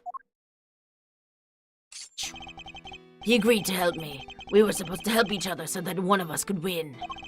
And whoever won was supposed to let the other use the cookbook. But on the day of the final, the rat finally showed his true colors. Seriously, Frost, we had a deal! I'm sorry, I'm not helping you in the final. Our little agreement is over, Gusto. But I helped you! I spent all day yesterday making the ice for your pieces. Did you? And you can prove that, I suppose. What do you... Wait, you were planning to betray me right from the start, weren't you? Bruh. After Frost double-crossed me, I had to make my piece for the final by myself. And like you said, my son wasn't there, so I didn't have any help with the flavor either. So much for the pride you claim to have in your ability to make delicious desserts. Go ahead and judge. You have no idea what it was like for someone like me to lose my sense of taste. I gave up everything to become the best. Everything. I take pride in that. They're both a little shitty, huh? Yeah. Something someone like you could never understand. You're right, I don't understand. Do you take pride in the fact that you resorted to murder? Or that you abandoned your son? Why would I want to understand someone who could do such things? A man can't afford to rely on other people. A man also can't afford child support. I learned that the hard way 18 years ago. My son never showed up on the day of the final. And in hindsight, I wouldn't be surprised if Frost was the reason why. Why would you think that? What exactly happened to your son? How am I supposed to know? I told you he's none of my concern anymore. This fucking dude. And according to you guys, nobody knows where he is now either. And you don't care? You're horrible! So with his disappearance, so too went your chances of winning, correct? Yeah. I had to find another way of getting my hands on that book. That's when inspiration struck. I decided to skip afternoon tea and snuck into Tangaroa's room. It should have been so easy. All I had to do was photograph the formulas I needed and get out of there. But then Frost showed up.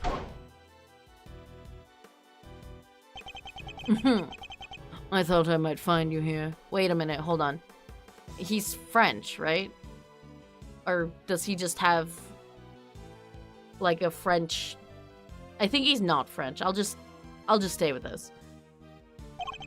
Stealing recipes from the famous cookbook. Frost! What's this? A cure for taste disorders? Oh no, that's just too tragic. A confectioner who can't taste anything. What will people say? Fake French accent. I mean, I could, honestly. A confectioner who can't taste anything? Anything? What will people say? I fucking hate doing French accents. If you tell anybody, I'll... murder your ass. Og. You'll what? You can't even eat me, you miserable worm. Why, you? Frost shoved me hard when I went to punch him, knocked me clean off my feet. I crashed into one of the lamps. Must have been when my blood got on it. So Mr. Frost wasn't the first to get hurt. When it was all over, I realized I had to get rid of that blood somehow, so I scraped off all the bloodied bits. I dissolved the salt shavings in some flavored ice mixture and brushed it all over the harp. Why? And that's how you, Wait, why? What? Why? Why the fuck? Huh? Why would you do that? And that's how you made the evidence linking you to the murder vanish. Frost was going to blackmail me. He would have made me give him money to keep quiet about my condition. So you decided you had to kill him? Yeah, yeah, I guess I did. Bro, is it that big of a fucking deal? Like, oh no, this confectioner lost his sense of taste. How fucking embarrassing. Oh my god. People don't give a fuck. Like, people don't give a single fucking flying shit, my guy. This man and his logic, like this little bit of like petty logic that led to Artie Frost being murdered is also the reason why Edgeworth's dad is dead. It's a matter of personal pride. Yeah, I guess. Well, personal pride got like a bunch of fucking people killed. Why would I let him live? Would you want something holding something? Would you want someone holding something like that over your head, bro? Besides, he's the one who drew. Besides, he's the one who drew first blood. Makes for a solid case of self-defense, don't you think? So that was the impetus behind it all. Anyway, I initially took the lamp to Frost's room. Went straight there once I'd figured out how I was going to hide the bloody part. Inspired, I can't fucking keep the accents in order. Inspired by all the ice sculpting tools lying about the place, I guess.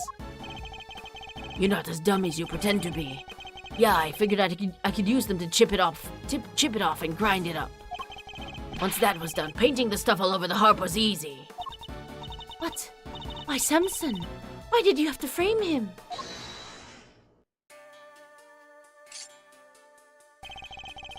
I never meant for the cops to pin it on him. That was your fault. You and the rest of them.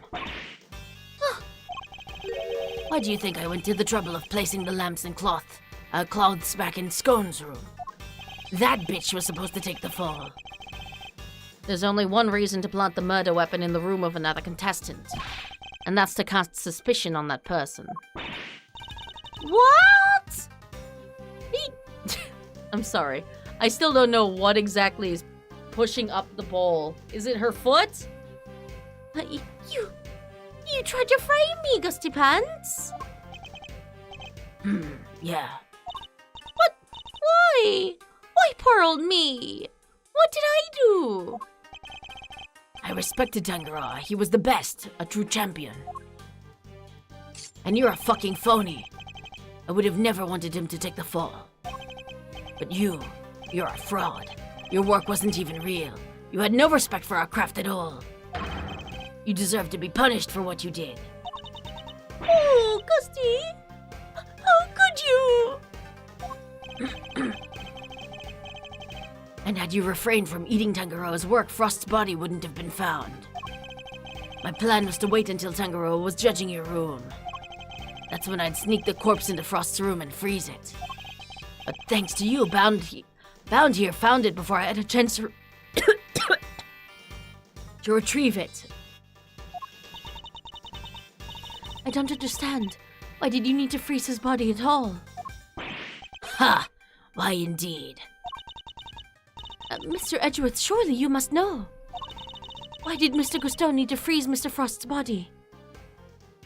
To obscure the time of death. Mr. Gusteau needed to freeze Mr. Frost's body in order to obscure the time of death. If they determined that the murder occurred during the afternoon tea, he would have been an obvious suspect. Sus. Bingo. Freezing Frost's body wasn't simple. Preparing everything took time. So I decided to put his body in the chest in Tangaroa's room while I got everything ready in Frost's. At the time, it seemed like the perfect hiding place. Never counted on some gluttonous pharmacist showing up and making the whole ship collapse. Oh! Oh, it is her leg. It's like, how is she doing that? Her balance is immaculate. What the fuck? I still don't get it, though. Why disguise the body as an ice sculpture at all? The sooner it was found, the smaller the effect of freezing it would have had on masking the time of death. Therefore, he needed to disguise it, at least until fully frozen. How awful. Using Mr. Frost's own work to help you cover up the truth behind his murder. Ironically, Tangaroa would have been just fine if the body hadn't been found before I got it out of his room.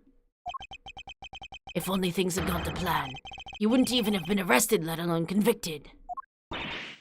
You mean it was my fault? Everything that happened to Samson? No. Girl, you reacted normal. Like, this guy literally murdered a guy. It's not your fault. It was all because I found the body? Don't let him get inside your head, Judes. None of this is your fault. If it wasn't Samson, it would have been Delisha instead. She would have been the one arrested. Either way, there's only one person to blame here, and that's Gusteau. It didn't help that the initial detective was so bad at his job, either. Ugh. Hold on.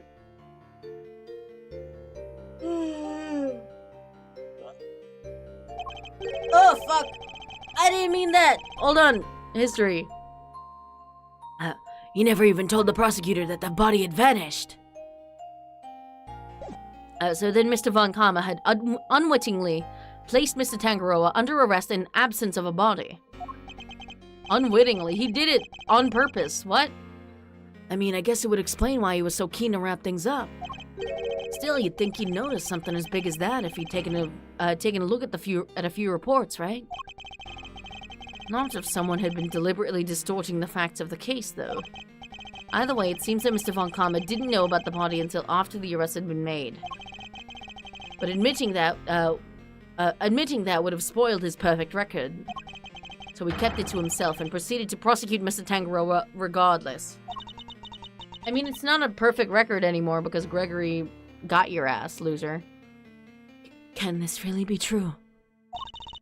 You don't feel bad at all? Somebody spent 18 years in prison because of you. Sticks and stones, girlie, sticks and stones. I don't give a shit anymore. What a jerk! I ought to arrest you right now, pal! I'm afraid I can't allow you to do that. I can't allow you to do that, detective. This is some fucking Skynet sounding type shit. I'm afraid I can't allow you to do that.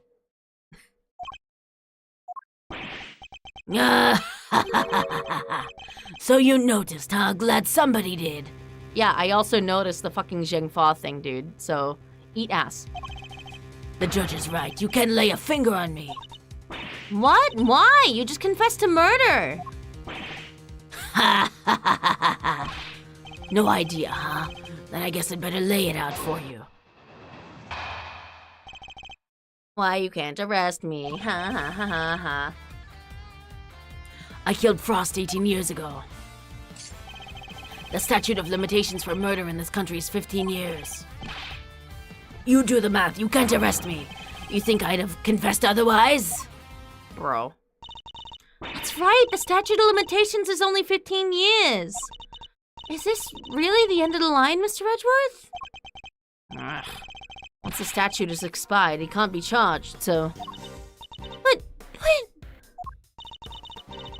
How unfortunate, Mr. Edgeworth. I'm afraid that both Mr. Stowe's confession and your deductions will have to be struck from the record.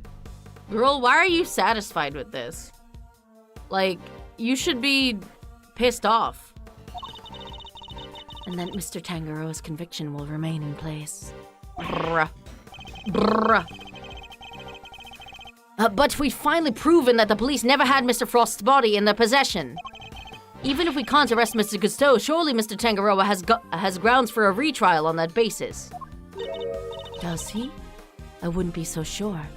That's not how this works in Ace Attorney. You either find the culprit or your client is dead. I'm afraid that the goddess's judgments are somewhat harder to overturn than you might imagine.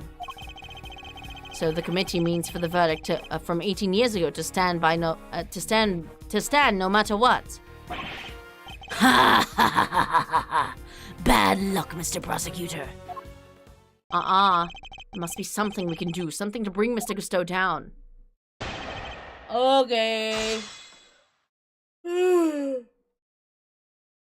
yawning. I'm drinking water.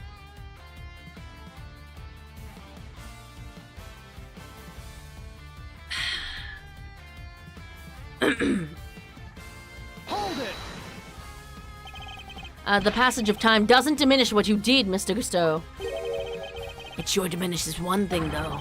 Your ability to arrest me. Oh, we can arrest you. We can arrest you real good. I can have you in cuffs before you even blink, pal. Right, Mr. Edgeworth? This issue isn't as open and shut as you're making it out to be, Detective. The Reaper could be useful right now. Ha ha ha ha! You can't touch me. It's too late for that. Hammer time.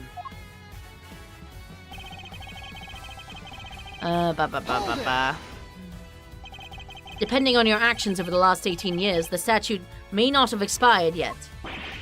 Ha ha ha ha! This ought to be good. Alright, I got nothing to hide. If there's something you want to ask, ask it. Very well. Tell us where you've been and what you've been doing since the incident. Sure. Not long after the contest, I was able to cure my taste disorder thanks to the formula from that book. And not so long after that, I went to Jingfa to really buckle down and hone my craft. It's like this dude hasn't even read statute, limitations for dummies. That explains a lot. We tried to contact you after the fact, but I guess you were long gone by then, huh? Could be. I left, let's see, around a year after the murder. It was before Tangaroa's last day in court.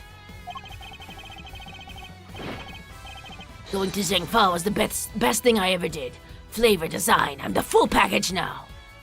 I mean, that's pretty impressive, man. I'm not gonna lie. Objection! And all on the backs of those whose lives you destroyed.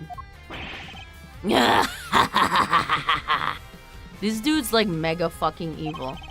What's an omelet without a few eggs, Nothing, Mr. Prosecutor, nothing. You're evil. Sticks and stones, girlie. You can't arrest me, and that's all that matters. I need more to work with. There has to be something I can get out of him. Maybe I can push him further on the statements he just made. Is there anything I should follow up on? The training. I'd like you to tell us more about your training in Zhengfa, if you wouldn't mind. Fine. I later went to Zhengfa to train and finally became the best in the world. Hold it! Zhengfa, and you were there for a while, I imagine. Yeah, I left sometime after the investigation had wrapped up. I'd been meaning to go there and start my studies for a while.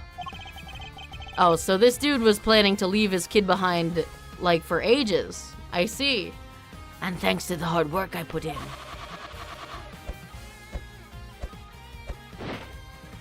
Watcha! Oh shit! Dragon Balls. My designs are now world class. Whoa! That's amazing! You like it? It's yours. Really? All right.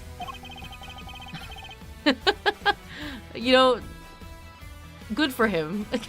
Good for Eustace. At least someone's having fun right now. So he spent some time in Zhengfa training.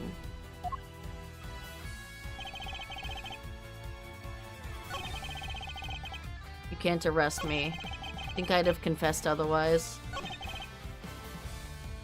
Okay, which fucking statement am I, objecting to here, though?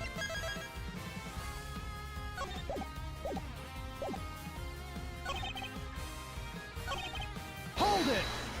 I just want to see the dialogue. Never say never, Mr. Gusteau. Nothing is impossible. Really? Come on, give it up. Your father couldn't catch me. What makes you think you can? It would have solved the whole case if it hadn't been for Mr. Von Karma obstructing him at every turn. And now the statute of limitations is threatening to inter the truth of this case forever. Don't listen to him, Mr. Redworth. You can't give up, not now. We're doing this for your dad, so we have to see it through to the end. Okay. The truth is right here for the taking. What kind of great thieves are we if we don't grab it for ourselves? I'm not a great thief.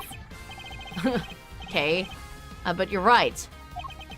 Carmelo Gusteau, I won't allow you to make off with the truth. Do your worst. Hold it! Extraterritorial rights! Oh, that was the only reason, because you knew the statute had expired. Why else would I do it? Why would anybody? Not that I'd planned on it ever coming out, of course.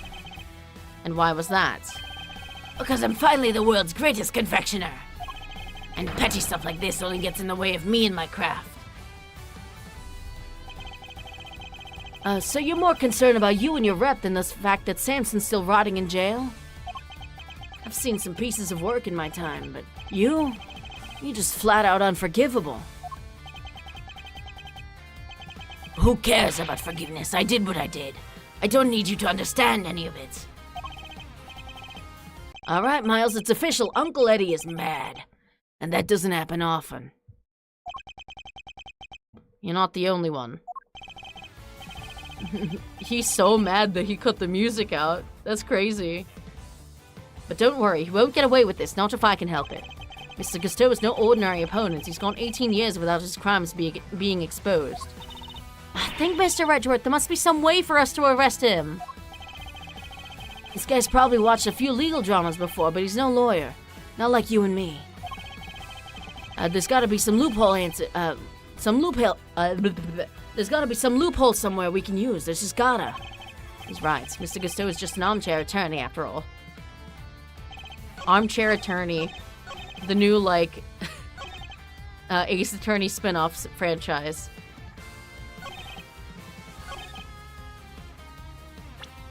I did the math, bitch. Oh, wrong statement. Fun. This evidence is on the wrong statement.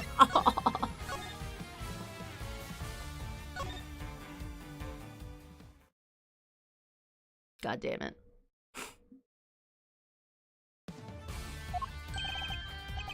Wait, oh shit. Hold on. Wrong save.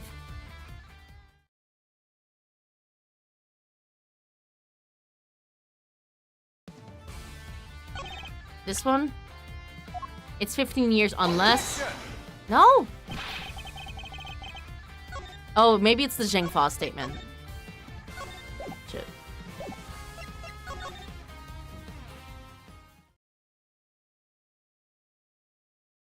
It's probably the Zhengfa statement.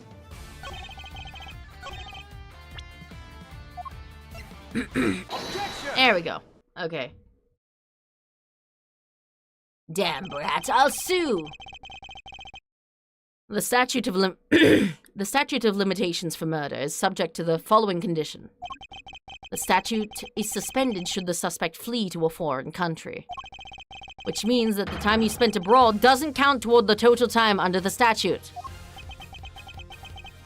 Fuck. No way! So it's like someone hit pause when he was... while he was in Zhengfa? It appears that there may be time left on the clock yet. But that will depend on how long you stayed in Zhengfa, Mr. Gusteau.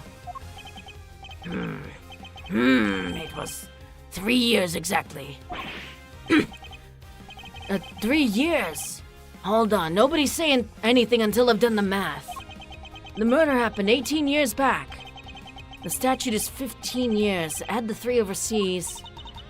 15 plus 3 makes exactly 18, which means no way! Mr. Redworth, you did it! The statute hasn't expired after all!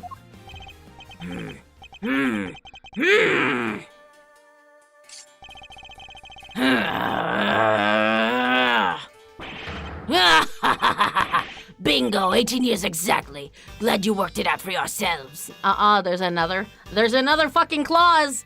If, hold on. You haven't read statute of limitations for dummies! It's also suspended from the time of any accomplice's indictment to the end of their trial. Boom, boom, boom, pow! Bitch! That trial lasted like a fucking year! Eat ass. He's just been stringing us along this whole time. Having fun with all the growling I have to do? Oh, absolutely. My throat? Not having fun. I'm having fun, though. Why is he laughing? We're good, aren't we? We can arrest him now. I hate to break it to you, little sis, but IS-7 went down at the end of December. It's April now, which means, strictly speaking, it's been 18 years and 4 months since Frost's murder. If Cousteau's stay at Jingfa really lasted 3 years on the nose, it's not enough. We're a few months short. Not enough? But...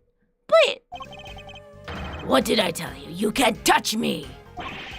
Ha ha ha ha ha! It's still not as bad as when I do the Von Karma voice, at least. Thank God that guy's dead now. I hate to admit it, but he'd read the board well when he made his confession. Come on, just let me present the book again.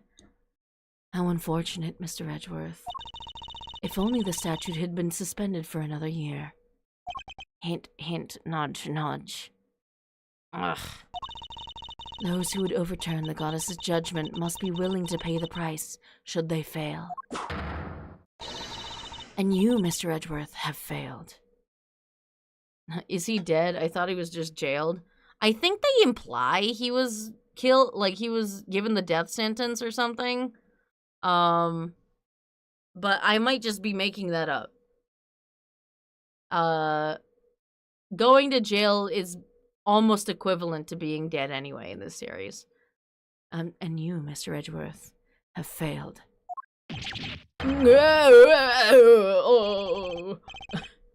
Must be something I can do. I knew it. Well, if the law can't bring Mr. Cousteau to justice, then I'll just fucking stab this bitch myself. Judes, what are you thinking? You never see the fuckers again. Yeah, pretty much. I mean, other than, like, I don't know, like Kristoff.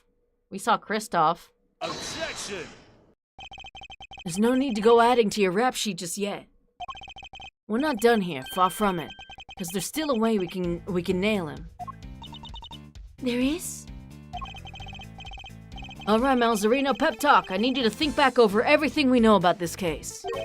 Cousteau has overlooked one critical thing that you yourself were led to believe wrongly about. Which is... he wasn't there for Samson's last trial, remember? Best I can tell, he doesn't seem to know what the final verdict that came down that day is. Which means there's still one way left to us. Crap open your statutes for dummies there and take another look. 17 years ago, they really did a number on Samson and framed him like a pretty picture. But if we make good use of that verdict now, we can make Cousteau pay in full for what he's done. Fenda, are you... Those who would overturn the goddess's judgment must be willing to pay the price should they fail. Samson's my client, Miles, and I can't bring myself to use the source of his pain as a weapon in this fight. So whether we play our last card or not, it's gonna have to be up to you.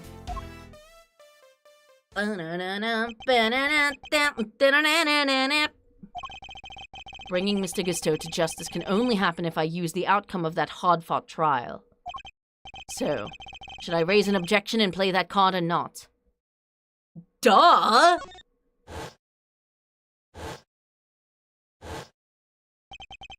My father and Mr. Von Karma. One sought to reveal the truth, the other to hide it. I know which path I choose to follow. The one that seeks to reveal the truth. I'm gonna be just like you, Dad! This court has reached its final verdict.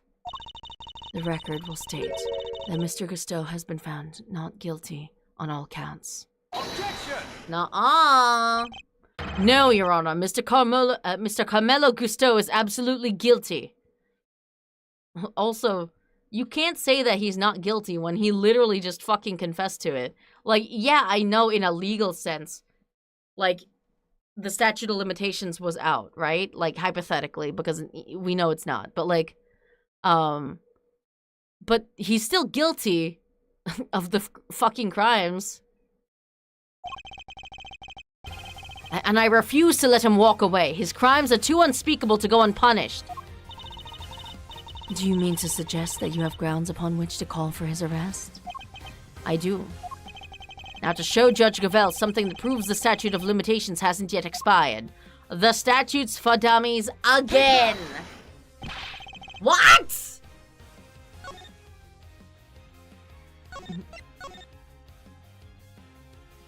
Shit.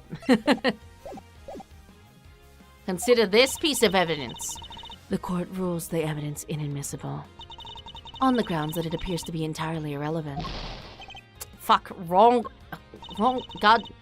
Believe me, Mr. Edgeworth, I understand your frustration. It isn't easy giving up on a lost cause. I will not give up. I will see that justice is done. Mr. Lasted a year, though it ended with a verdict that couldn't have been more wrong. That very verdict may be what finally sees Mr. Gusteau. Okay. Fuck. Okay. The case file. Okay, what? Oh, okay. Very well. Is there a particular page of the IS-7 case file you would like us to refer to? Is it the case overview?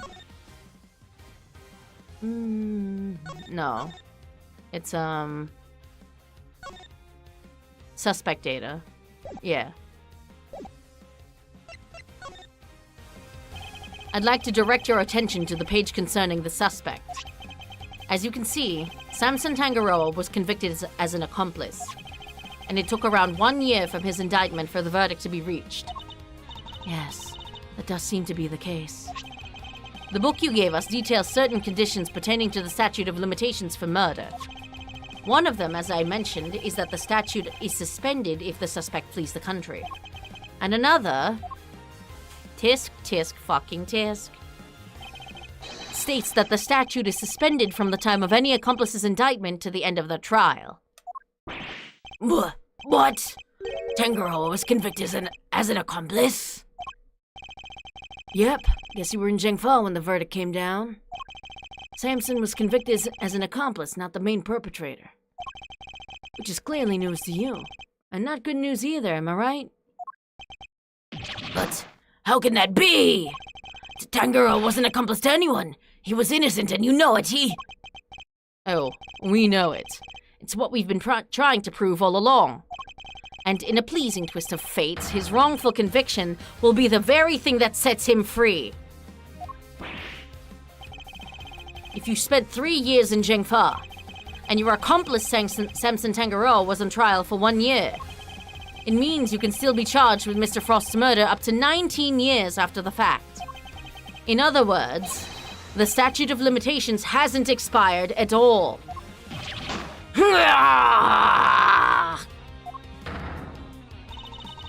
The goddess's judgment is infallible. Shut the fuck up. I'm so tired of this.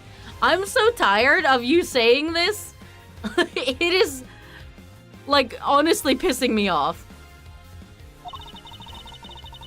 But that of her servants, it appears, is not. It seems the prosecutor in charge of this case may have erred. Girl. What do you mean aired? May have aired. It was Von Karma. Are you fucking stupid? Is she dumb? Oh, wait. No, Von Karma gave up on that case, like, after Gregory died, right? Unbelievably, we may have no choice but to instigate a full inquiry. No. How could this? You weren't supposed to be... 18 years. That's a long time to let somebody else suffer for your crimes. It's time for you to pay the piper, Gusteau. And not a moment too soon. Eat shit. You know, he still has that fucking, like, notepad in his pocket. Do you think he still eats paper when he's, like, stressed? But I'm finally the greatest. My brilliance has been recognized. I gave up everything for this. Everything. Even my son. You didn't care about him that much. I'm gonna be real. More's the pity. Fucking deadbeat. But you can't run from the law forever because the bills come due at last.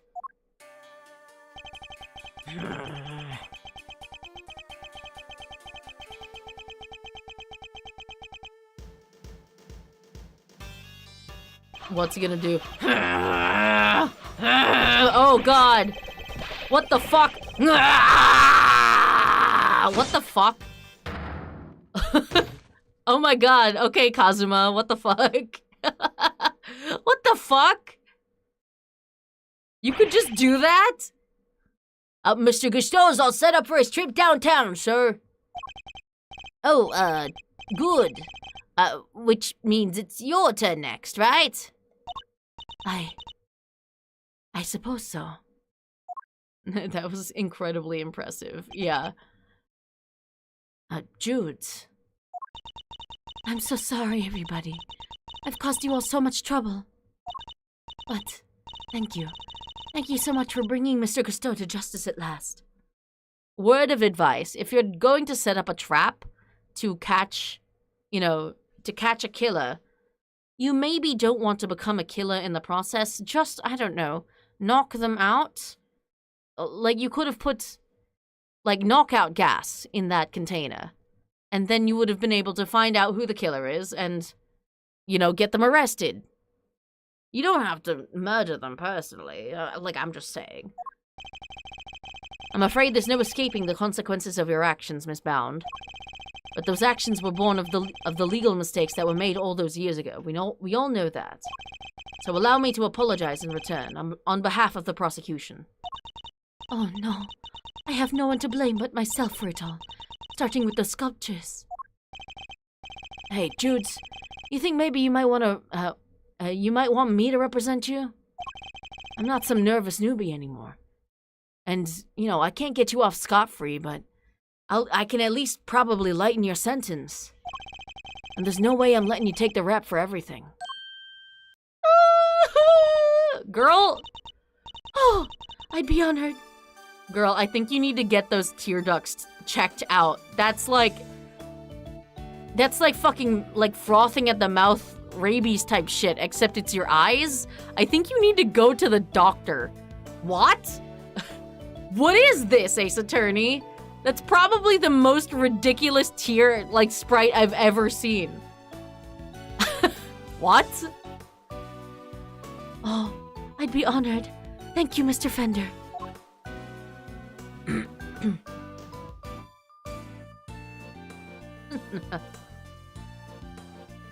It can't all be winners. Yeah, unlike me, I'm always a winner. Sorry, ma'am, but you gotta come with me now. Of course.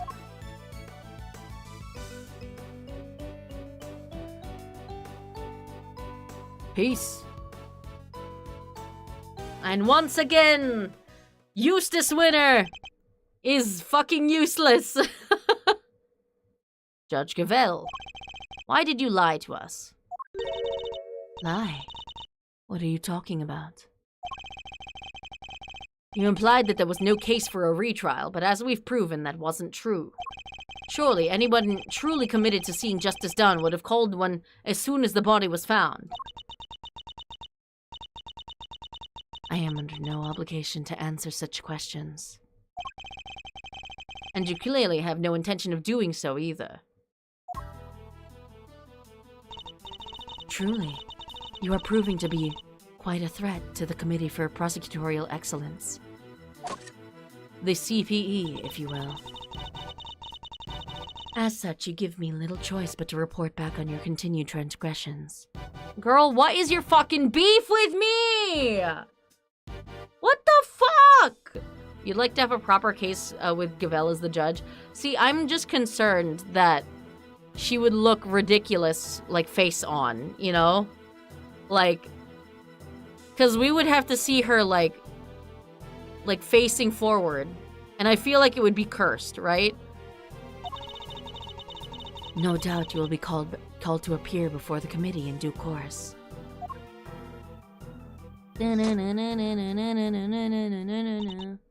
Now, I must be on my way.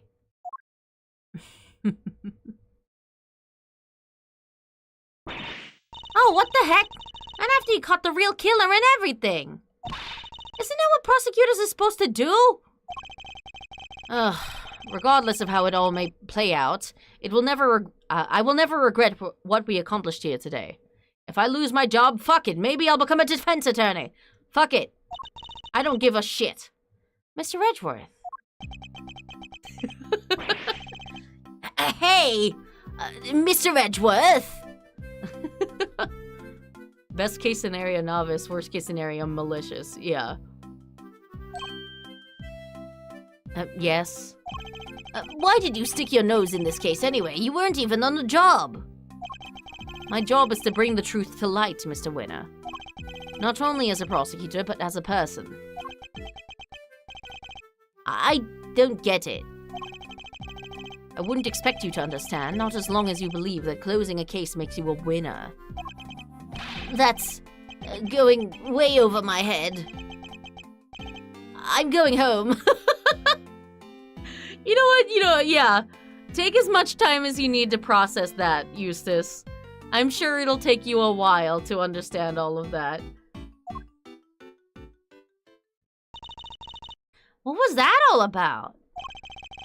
Eustace still has a lot to learn, is all.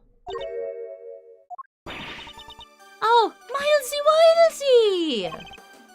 I feel kind of bad for the poor fool. Oh yeah, absolutely, because he's like simply too stupid. This is what happens when your daddy pays your way through college. Yes. I just wanted to say old Greggy Pegleg would have been proud of you today. Oh, look at me tearing up. And thanks for helping poor Sammy Poople. Of course. Why do you call him that? Oh my god, you're still here. Hey, Edgy, looks like you cleared everything up, huh? So, what happened exactly? I was kind of busy sketching. Wait, where'd Judy and Verity go? Wow, you really weren't paying attention, were you? This fucking dumb fuck. Though I am loath to admit it, Larry's sketches did come through for us on more than one occasion. Not that I'm about to tell him that. Quit it with the glaring, will you? Whatever I did, I'm sorry! You shockingly did nothing this case. It's kind of crazy. I mean, other than switching the teapot. Calm down, Larry. I wasn't glaring at you. You totally were. You're just like your pop. He was a terrible liar, too. He was? Listen, I'm gonna head out. Need to fill Samson in on what went down today. You wanna come with? Yes, of course. Great, then I'm coming too. I'm just tagging along because I have nothing better to do. And Edgeworth's basically my dad now. So, what's Mr. Tangaroa like? I can't wait to finally meet him. Oh, he's a real sweetheart. You'll love him. Even while locked up, he can't help but make all sorts of cookies and cakes for everyone. How? Damn. They give him, ingredients for that? It's why 3 p.m. cake extravaganza is a thing for prisoners and guards alike. Good for him. Really? That sounds awesome. You think there'll be any left for us to try? Didn't we find a few slices of chocolate cake in the prison the other day? Could they have been some of Mr. Tangaroa's baked goods? When did that happen? I don't remember seeing that.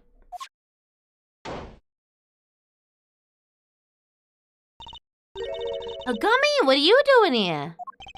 I heard you all were coming to see Mr. Tangaroa, so I volunteered to escort him. Hello, new friends. I'm Samson Tangaroa.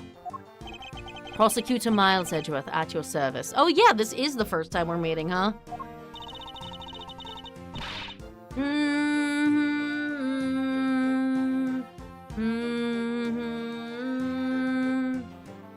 And I'm sure, and I'm Mr. Edgeworth's trusty sidekick, Kay Faraday. It's very nice to meet you both. Miles here is Gregory's son. Oh, is that so? Your father was very kind to me and fought so hard for my case. But in the end, I betrayed him. I made a false confession and... Don't worry, Mr. Tanjiro. Mr. Fender has explained everything to me. And I mean fucking everything. He really, like, recounted how much paper he ate back then. It's a frightening mental image. I think he's got, like, several notepads in his stomach. I sure did. Now we're here to tell you the truth about what happened 18 years ago. The truth. Judy did all that for me? Crazy kid racked her brain for 18 years until she finally figured out how to set you free. What can I say? Turns out she really would do anything for you. Oh, Judy. I never did anything to deserve such a devotion. Come now, Mr. Tanjiro. I think we all know that's not true. The bond between you two has held strong for all these years, after all.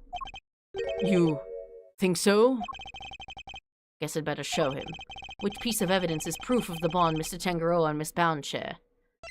Yes, obligatory, like, one piece of evidence that's not really that related to the case, but is there for, like, a sentimental reason. That is revealed at the end of the case. Take that! Those chocolates. Judy made them, didn't she? Yes, she did. They're super delicious and sweet! Miss Bound continued making them just as you taught her, even after that fateful day. So that there would always be some waiting for you when you finally came home. Judy. Oh. I bet they're beyond super sweet then, aren't they?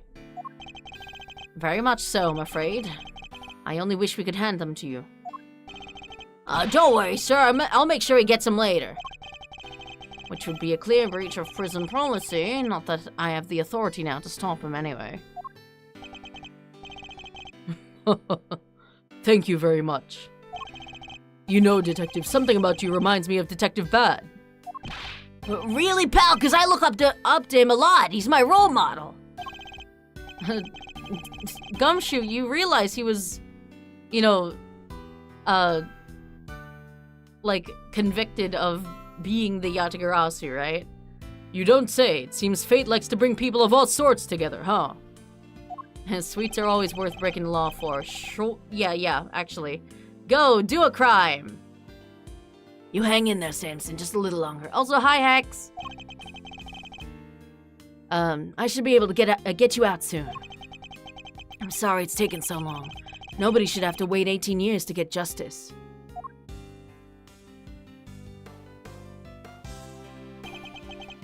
Don't be silly, Eddie. I'm the one who should be saying sorry. Or rather... thank you. Truly. Samson. How's life been a while? Life's treating me alright. Video games are video gaming, and work is working. It doesn't really work when the word actually has an ing. Work is going. Well, I guess it's my turn to wait for Judy to come home now. I'd better make sure there's something delicious on the table for her when she finally walks through that door.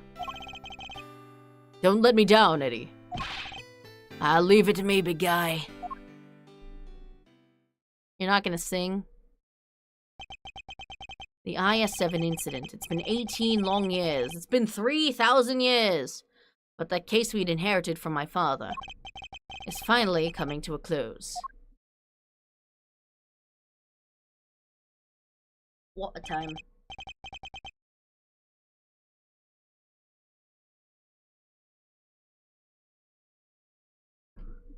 It's been 3,000 years, Floette. Hey, Miles, thanks for today. And sorry for forcing you to make the final call like that. Not at all. I simply made the call that felt right to me. Huh? What are you guys talking about? You know how Samson was wrongfully convicted? He had to pretend that he wasn't in order to nail Gaston. But to use his false conviction against him, even to save him. As his lawyer, I just couldn't bring myself to do it. Yeah, I can see that. But now that Gusteau's behind bars, I can finally start to get that wrongful conviction overturned.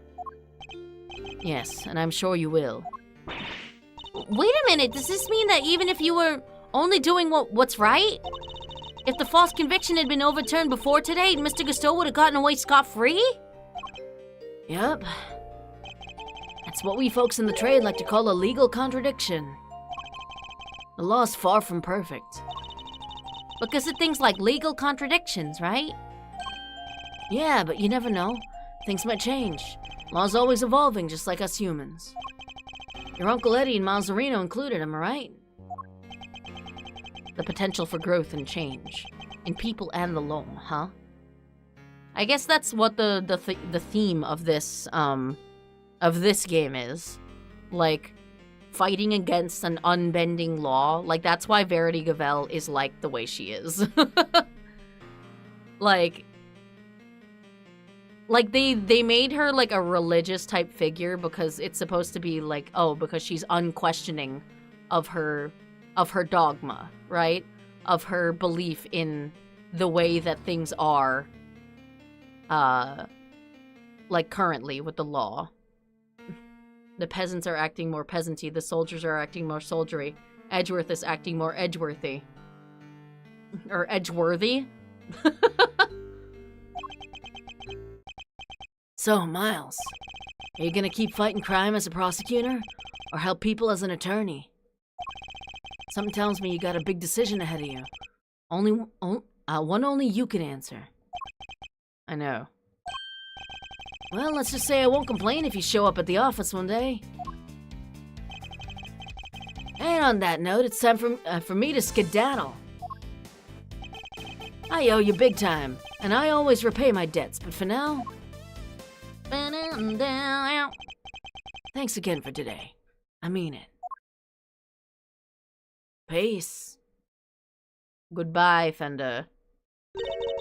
Did he seem kind of in a hurry to get out of here to you? He did. And honestly speaking, I'm the one who owes him a debt of gratitude. After all, he gave me the chance to reckon with my father's final case. When I was a boy, all I ever dreamed of was becoming an attorney like my father. But then, during my time with Mr. Von Karma, I learned the way of the prosecutor instead. Eventually, with the help of some good friends, I found my own voice and a new way to live. Some good friends. Yeah. If you want to, you know, reduce it down to that, sure. But now my career as a prosecutor is at risk of being taken away from me. It may be time to take another long, hard look at how I want to live my life, whether I like it or not.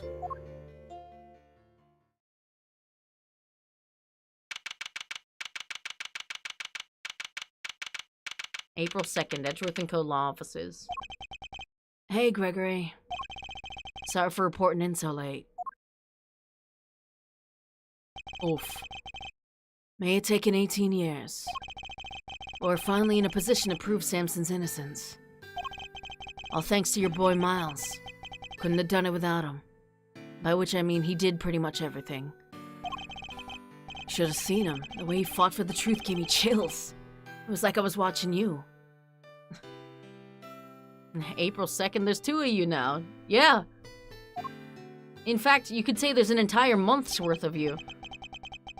Look, I know I'm not half the attorney you were, but those guiding principles you tried to instill in me, I like to think I'm embodying them now as I carry on your legacy. Here's hoping. Aww! Your boy will be joining me in that soon. What a fucking stupid photo, dude. Miles does not know how to fucking pose for the camera. Am I going to fight crime as a prosecutor? Or an attorney? What is the right answer? Which path should I choose?